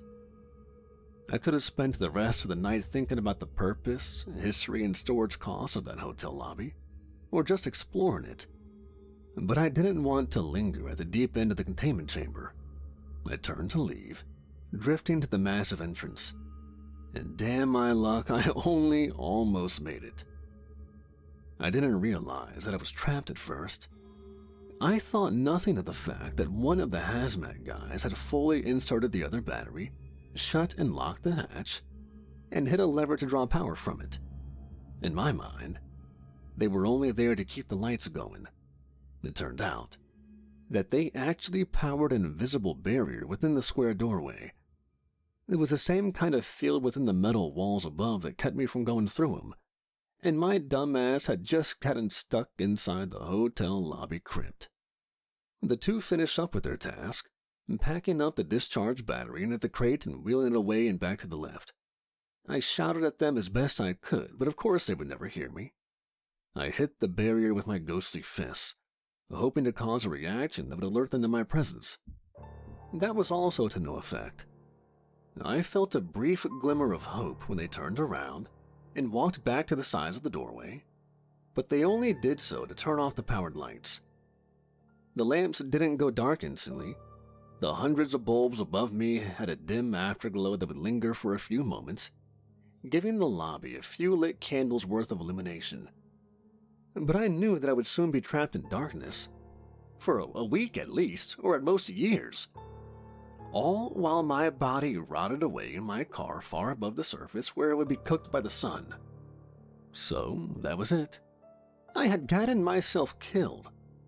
Or maybe I'd go on even without a body, trapped down here for centuries outside of a physical form. I thought about all the places I would never get to see, and my poor mom wondering what had happened to me. The only two people who could let me out disappeared behind the elevator door, after which I drifted over to the center of the hotel lobby, feeling completely despondent and resigned. The fading warmth of the lights looked like they would keep me out of total darkness for another few minutes. I didn't want to think about my fate, or how long I might consciously be down in that place before everything faded away. I had never failed to return to my body before. There could have been some chance I would just wake up and be fine, but I couldn't see that happening, especially not while I was in a chamber seemingly made to contain the same force I tapped in to project myself to. The lights dimmed further. I could barely see anything. Colors had left the lobby, and there were only faint dark shapes. I knew that pure darkness awaited me, and never anything else. A piece of me would be trapped here forever. Then a voice spoke to me. I swear, for the first time in my projected form, I heard a voice directed towards me, and it came in clearly. "I see you," it said in deep, disjointed English. It came from somewhere in the abyssal dark. "And what manner of thing would you be?" I wasn't alone after all. I didn't dare move. I was so scared it felt like my spectral form had begun to lose coherence and break apart. If I was in my body, I'd be feeling a heart pounding through my chest or falling into a daze or panic. But in my state, true terror could only diminish my ability to remain an existing thinking being. I had never come closer to experiencing a degree of fear that could have that effect. The entity that produced the voice grew closer and whispered into my ear from behind. "I do think I have been here long enough. Perhaps you are a means toward freedom." Just before the light was replaced by blackness, I saw and felt something pierce straight through where my spine and heart would be. Long, pale fingers twisted around and curled upward, reaching for my spectral eyes. The skeletal appendages were like spider legs and ended in sharpened claws. It wasn't a ghost or a demon or a powerful psychic alien that had been down here for a long time and had wasted away. It was something else entirely, and I'll never know for certain just what. Its presence was ripping apart the link to my body. It said one last thing. "Now, bring me to you." I felt an incredible burning sensation tear through me. The next thing I could remember was suddenly waking up in my motel room, on the floor and tangled up in my blanket, with my shoes still on. It was 11 in the morning, the last hour of my stay. And somehow, I'd escaped from the prison, returned to my body, and made it all the way back to the motel. I looked out of my window and saw my car, messily parked across two spaces and scuffed up like I had driven back while intoxicated. I packed and checked out within 10 minutes, not even changing my clothes. Then I drove straight out of Nevada without stopping. I expected the police or military to chase after me or set up roadblocks, but the highway was just about empty all the way to the border. No one knew that I had gone into that prison cell or anywhere at all in the base. When I finally got home, I ate a microwave meal, turned off all the lights in my apartment, silenced my phone, and slept for about 14 hours. I was only calm enough the next morning to start to actually process what I had been through and begin writing it all down. My long sleep had been dreamless, but I didn't think much of it at the time. During the day, I started to feel tired much earlier, and I suffered through a murky brain fog, like I was dissociating with myself, making my already boring job harder to get through. That got better over time, but I lost two things permanently as a consequence of my mistakes. It's been years, and I still haven't had a single dream since then. I go to bed and then wake up, and it's like no time passed for me. In relation to that ailment, I can no longer astral project either. A part of myself is gone. A year ago, I got my brain scanned at a hospital. It didn't reveal what was wrong with me or help find a treatment, but I did learn that all of the parts of my gray matter that have anything to do with dreaming were much more active than average, even though I wasn't actually dreaming anymore. I think that whatever I encountered freed me, but also found a way back to my body as payment for that freedom, took up residence somewhere inside my mind. That entity now gets 8 hours or more a night to come out and do whatever potentially evil, demented deeds it wants. It doesn't speak to me or share visions of its motives, but I have no reason to think it's benevolent. The people working in Area 51 tried to contain it, and even they knew how to detect it and maybe subdue it with light or other forms of energy, at least until I came along and gave it a way out. I survived and do what I can to keep others safe, including locking my bedroom door with a key each night to keep myself from sleepwalking or leaving the house in some dangerous possessed state. But I don't think physical manipulation is what it's after. Or maybe I'm an imperfect vessel for the entity, and it's out there each night looking for another. It's astral projecting itself when I'm sleeping. There's a chance my actions may have hurt someone you know, and for that I sincerely apologize. I'll soon be moving to one of the country's most rural areas, but I'm not sure if I can find a house that's 30 miles away from another innocent person. I'll accept a solitary life with no dreaming if I have to, but I need some time to track down a suitable place to live. Until then, I'll stay on the road so that no single cluster of people has to experience the terror I carry. And with any luck, no pattern will be found and no suspicion falls upon me. I may be able to stop all of this if I ended my life, or if I turned myself in at Area 51, but I'm sorry. I'm still too selfish and cowardly to do either. And for my mom's sake and my friends, I can't stay close to home. You see, every night, 1 or 2 people within a 30-mile radius of me die from a sudden brain hemorrhage. The local news picked it up and called it a possible local epidemic. And that's when I made the connection and blamed myself. I've been on the move since. I turned myself into some kind of walking bioweapon, and my only remaining hope is that if you should have the misfortune to meet the thing I'm carrying around, any possible terror or pain you experience is brief. Again, I'm sorry. It's a terrible mistake to squander a gift. Worse still to misuse it.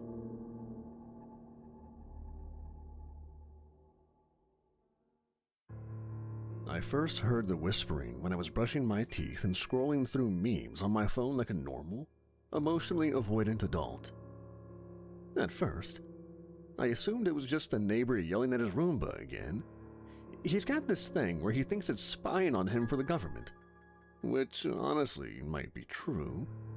But no, the sound wasn't coming from the vents or the hallway. It was coming from my bedroom closet, which hadn't been opened since I crammed a bunch of unpaid parking tickets and 3 Halloween costumes into it 4 months ago. The whisper was deep, echoey, and kind of wet, like someone was gargling battery acid while reciting the terms and conditions of a cursed iTunes update. Now, most people might have called a priest or at least moved out. Me? I stood there in my Scooby-Doo boxers, electric toothbrush hanging out of my mouth like a limp cigar, and said out loud, "Nope, we're not doing this tonight, Cthulhu." Big mistake. Huge. The closet door flung open like it was auditioning for a low-budget Exorcist reboot. A swirling black void belched out fog that smelled suspiciously like Axe body spray and ancient despair. Then, out of the swirling gloom slithered something I could only describe as an unholy combination of calamari, oil slick, and a hot topic. Tentacles, eyes, shifting limbs that seemed to loop into themselves in defiance of Euclidean geometry, and a mouth that looked like it wanted to either give me unsolicited life advice or devour my soul. Possibly both. "Behold," it thundered, voice echoing directly into my spinal cord. "I am Icarax, scourge of thought, lord of the whispering pit, devourer of sanity." "Can you do that a little quieter?" I asked, wincing, cutting him off. "My neighbor upstairs is a light sleeper, and already hates me since the great microwave popcorn incident." There was a pause. One of its eyes blinked sideways. Another one rolled, a full 360. A tentacle scratched behind what may or may not have been an ear. "I apologize. I tend to project." "You tend to invade my bedroom, actually," I said, backing toward the bed slowly. Chairman Meow, my cat, watched this all with mild interest of a creature who once stared unblinking into his screensaver for 6 hours and only blinked because he sneezed. "I have observed you," Icarax continued, voice lowering to the volume of a disgruntled audiobook narrator. "For months I have lurked in the shadows of your lonely existence. I know your hour of weakness. I know your search history. I winced again, but for different reasons. Okay, let's agree right now that no one needs to talk about the 2:14 a.m. Google search. He, or it, ignored me, gesturing one undulating appendage toward the open closet like a game show host revealing a showcase of nightmares. I come to offer guidance for you, Michael B. Henderson, of apartment 2B, are what the mortal realm calls undateable.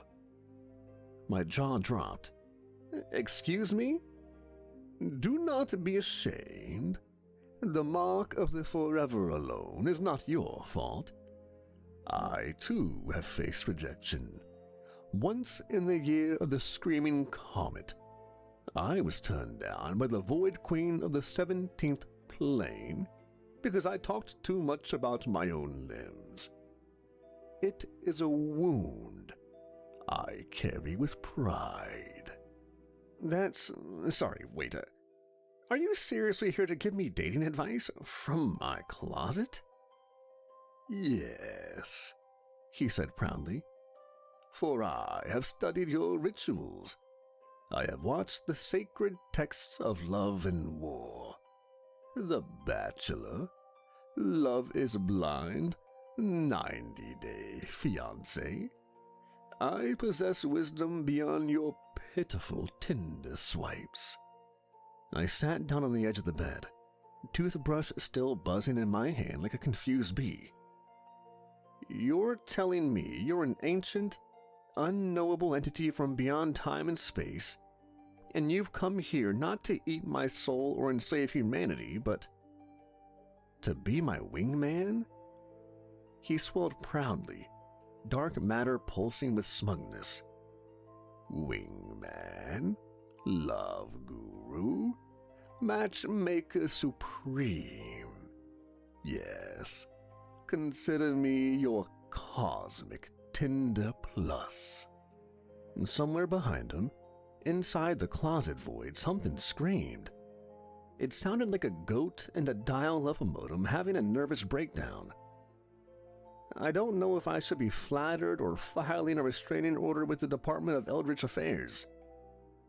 You need me, for you have failed your mortal mating rituals 17 times in a row.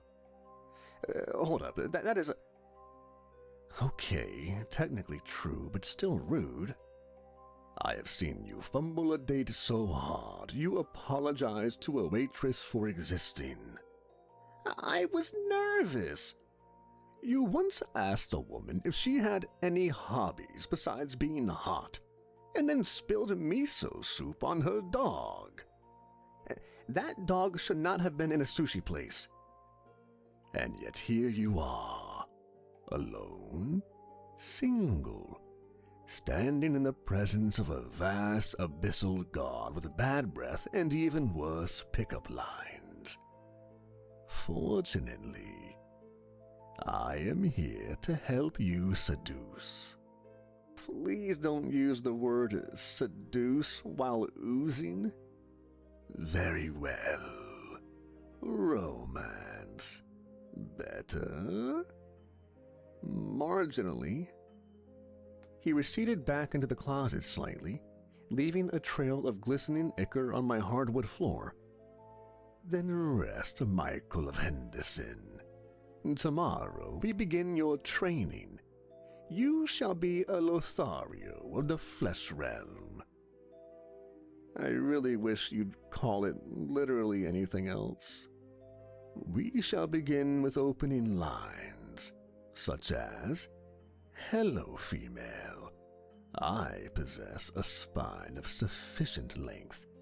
Shall we merge our auras in mutual appreciation of terrible network television? I threw a pillow at him. It passed through the void with a wet plorp. Just think about it, he called, as the closet door slowly creaked shut, whispering horrors echoing off the walls like a demonic ASMR channel. I sat on my bed, staring into the spot where a minor god of madness had just tried to set me up on a date using what I can only assume was advice from a Tumblr account possessed by Satan. My cat blinked at me slowly, then climbed up onto my chest, curled into a loaf, and muttered in a perfectly clear voice, "This is only the beginning." I didn't even flinch. I just nodded and said, "Yeah, I figured." Now, there are many bad ideas in the history of humanity. Invading Russia in the winter, eating gas station sushi, naming your kid Brayden. But the moment I clipped a wireless mic to the inner lip of my jacket and popped a Bluetooth earpiece into my right ear, so an interdimensional tentacle god could feed me dating lines in real time, that was the moment I punched my ticket into the Bad Idea Hall of Fame, and then immediately lit it on fire with eldritch napalm. And to be fair, it had been his idea. "You require direct intervention," Icarax had bellowed, his voice somehow both gurgling and smug. "I shall be your voice, your ear, your romantic parasite." That last one's not a great pitch. Microphones are the sacred totems of this world. And with this, I shall feed you lines dipped in the ink of the stars themselves. What if she hears you? I shall speak in frequencies only you can perceive, he said, oozing confidence. I know the language of flirtation. I have watched every episode of Love Island, even the recaps. I had doubts. I had a stomachache. But I also hadn't been on a real date in almost a year, and was currently having my best conversations with a cat who might be a prophet. So I found myself walking into Cafe Trepidation, a place that somehow managed to be both hipster and haunted, wearing a blazer I bought in 2014, and earbuds that pulsed softly with the voices of the damned. Samantha was already there. Samantha, the barista, who'd once drawn a smiling skull in my latte foam and said, "You look like someone who needs caffeine and therapy." Samantha with sharp eyes, sharper wit, and exactly zero tolerance for BS. Samantha, who, for some reason, had agreed to meet me for a drink after I spent 10 minutes last week nervously comparing the concept of love to software updates. She waved when she saw me. "Hey, Michael." I panicked and whispered into the mic. "Okay, she said hi, what now?" Icarax's voice slithered through my earpiece like a cold slug. "Greet her with power. Assert dominance with a compliment that hints at mystery." "What?" "Repeat after me. Hello. I have seen your shadow in my dreams, and it comforted me." "That sounds like a threat." "Trust the process." I sat down across from Samantha, swallowed my soul, and said, "Hey, I've seen your shadow in my dreams. It comforted me." Samantha blinked. "Okay, that's different. Is that like poetry or a red flag?" I chuckled nervously. "Little column A, little column B." Icarax hissed, "Excellent recovery. Now offer a gift." "I don't have a gift." "Yes, you do. In your left pocket." I reached in and pulled out what felt like a tiny vibrating pouch. "It's a rock," I said out loud, staring in horror at the pulsating green pebble in my palm. How did you get this in my pocket?" "Is that glowing?" "Only in certain light," I said way too quickly. It just blinked. It's shy." Samantha snorted. "Thank the gods." "You're weird." Oh, you have no idea? Ilganax coiled in my ear. Now, ask her about her essence. You mean hobbies? Yes, but make it sound like a blood bond. So, what do you do for fun? I asked, ignoring the blood bond part. Other than being handed radioactive rocks by strangers, I'm into horror podcasts, photography, and feeding the raccoons behind my building.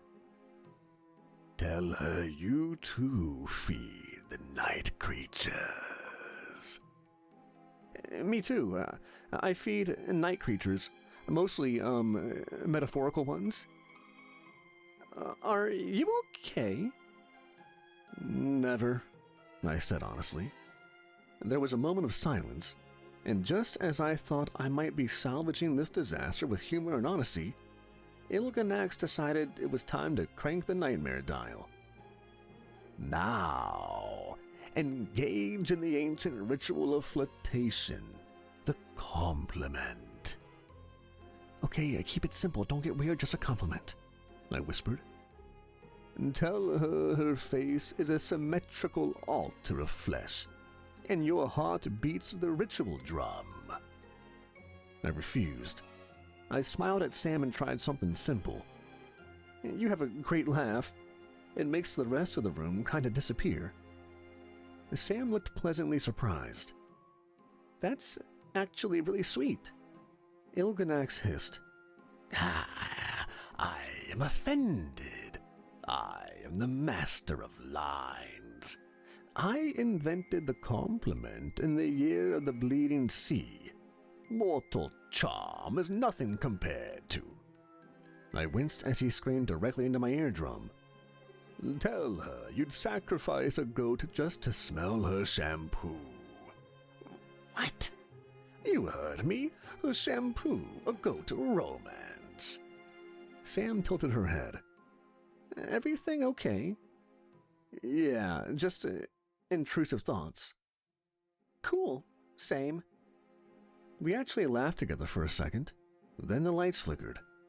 And I don't mean a romantic flicker. I mean the power went out. Briefly. The music stuttered. The walls hummed. The barista screamed and dropped an entire tray of espresso shots. Ilganax? It was a small surge. You were about to kiss. No, we weren't. I felt it. The energy was building. I merely accelerated the situation. You exploded the jukebox. Sam, to her credit, stayed remarkably chill. Okay, this is officially the weirdest date I've ever had. I can explain, I added. Actually, I can't. But if you'd like a second date with fewer spontaneous power outages and eldritch sabotage, I would really like to try again. There was a long pause. Sam looked me up and down. Do you always have this much interference? I glanced at my jacket where the microphone was now hissing smoke and leaking what looked like cherry Slurpee. Honestly, it's kind of been the story of my life. Sam grinned. Cool. Text me. And just like that, she left. Possibly intrigued, possibly traumatized, but not repulsed. As the door shut behind her, Ilganax coiled in my ear with smug delight. The flirting ritual was a success. No thanks to you. I disagree. My rock was well received. You gave me a sentient rock, nearly blew up a coffee shop, and suggested I compliment her shampoo with a goat ritual. And yet she smiled. I sighed, leaned back in the booth, and motioned for a drink. God help me, I think you might be onto something. The second date was supposed to be normal. Keyword, supposed. I'd made a plan. Simple. Coffee, bookstore, maybe take a stroll through the park if we both weren't feeling introvert burnout. Minimal tentacles, no microphones.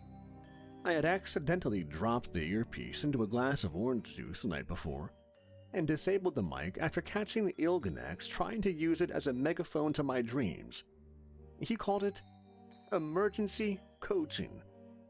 I call screaming the phrase, touch hands with intent at 3:27 a.m. a nightmare. So, date 2. Clean slate, me, Sam, no eldritch interference.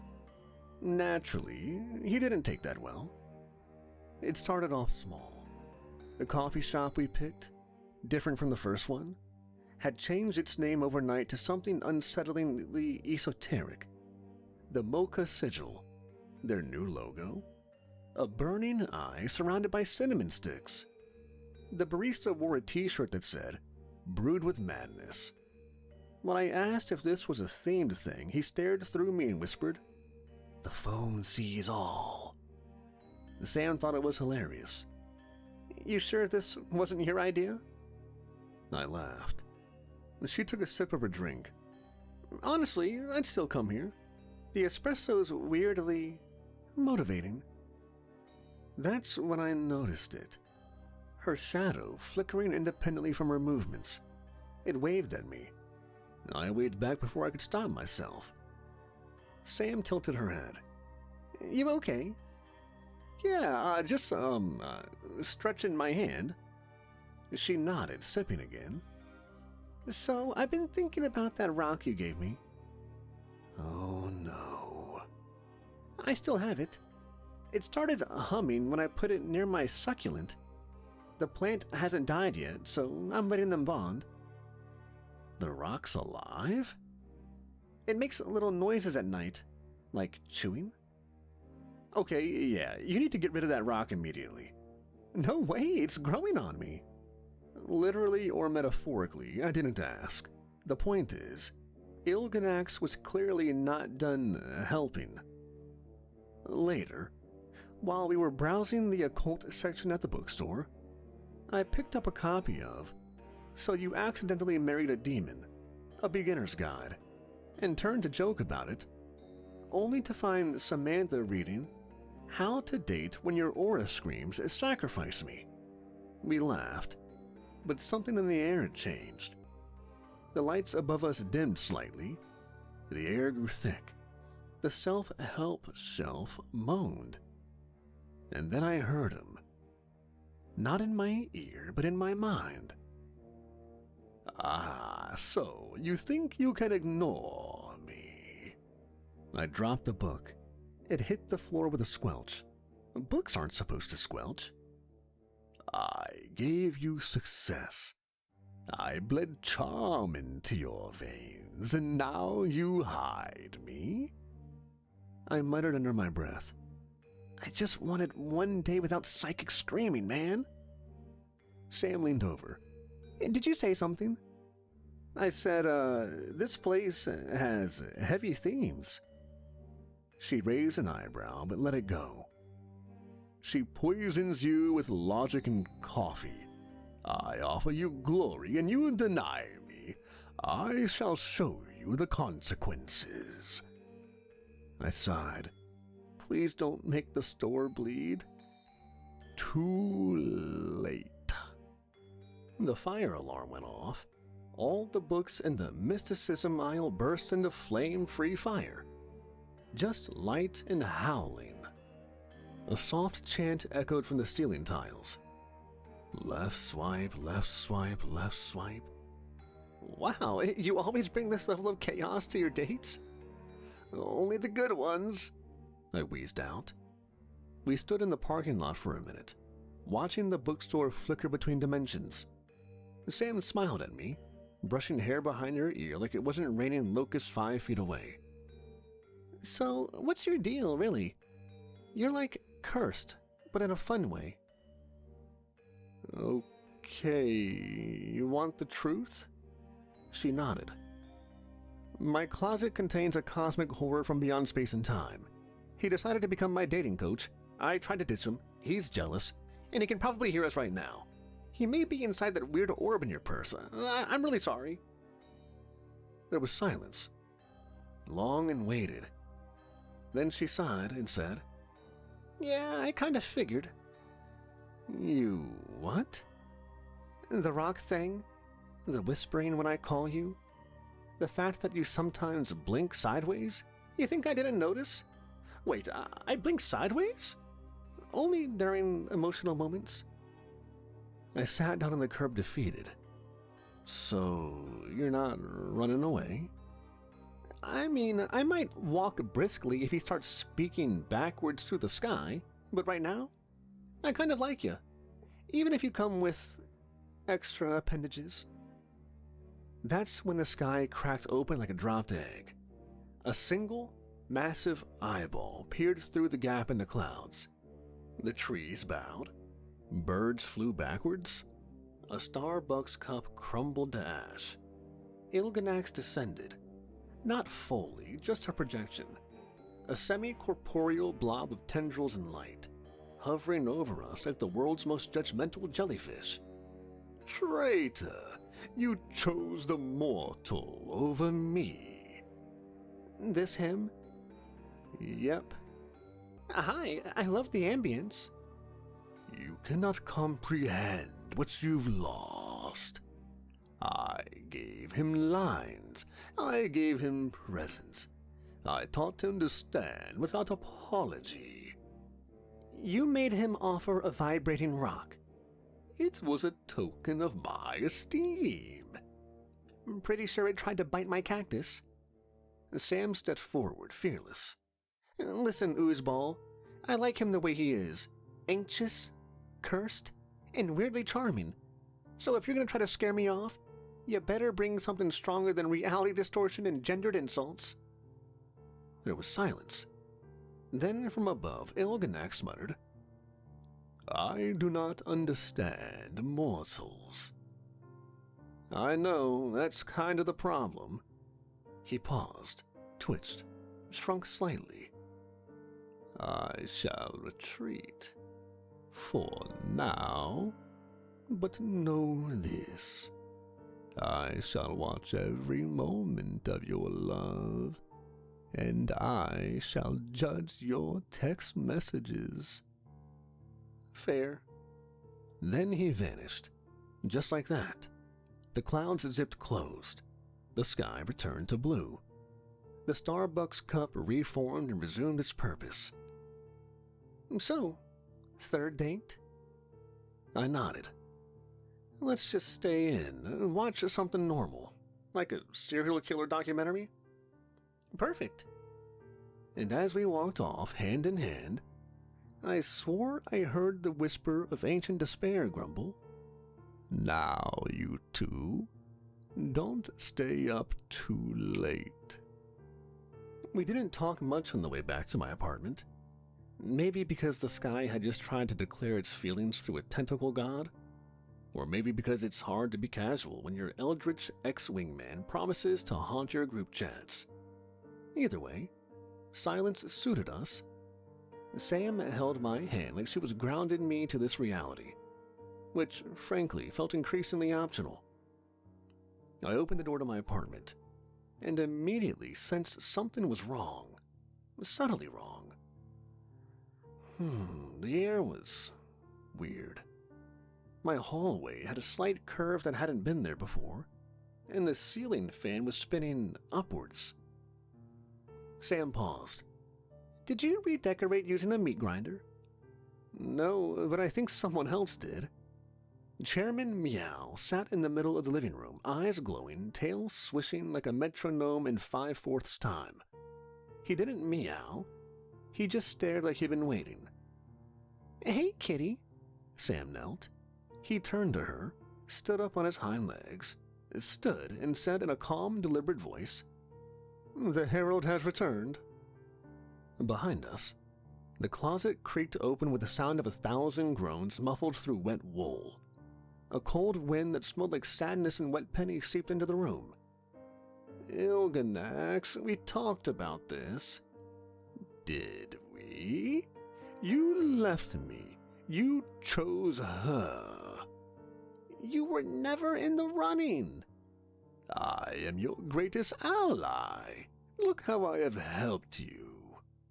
The closet groaned wider. Tentacles flickered just beyond the doorframe, hesitant.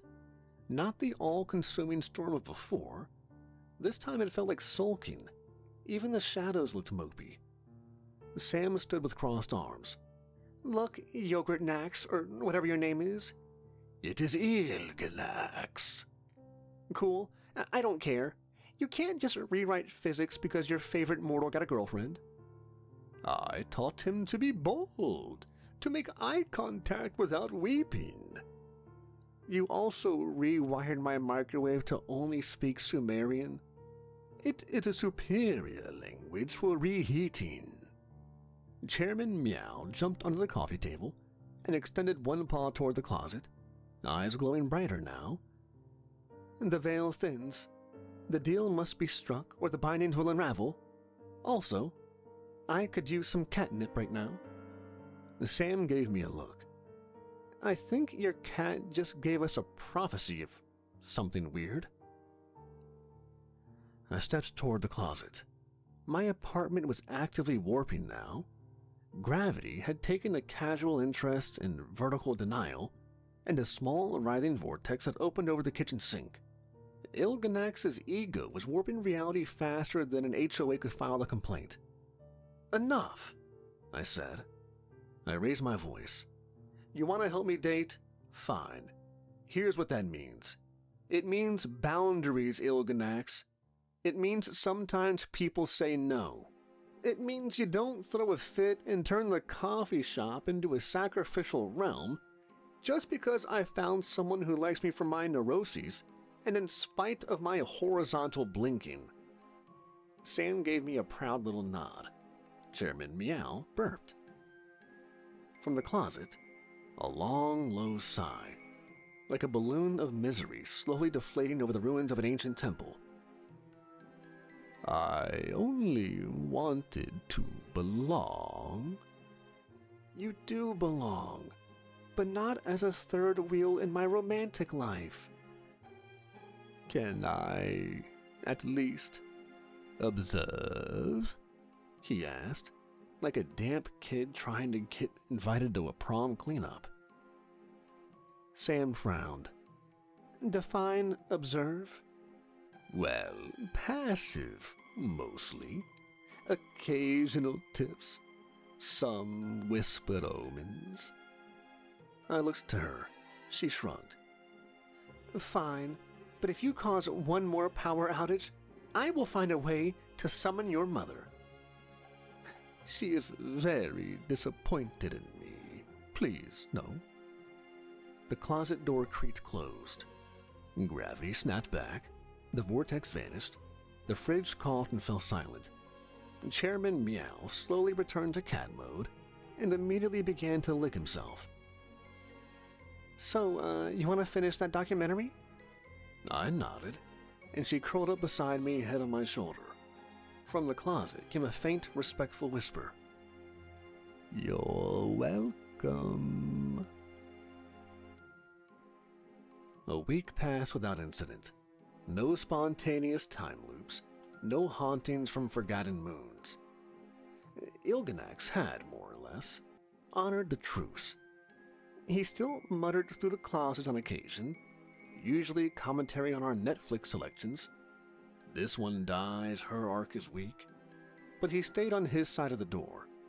A few times I caught him projecting passive-aggressive hieroglyphs on the wall, but they were mostly just complaints about Sam's fondness for decaf and yada yada yada.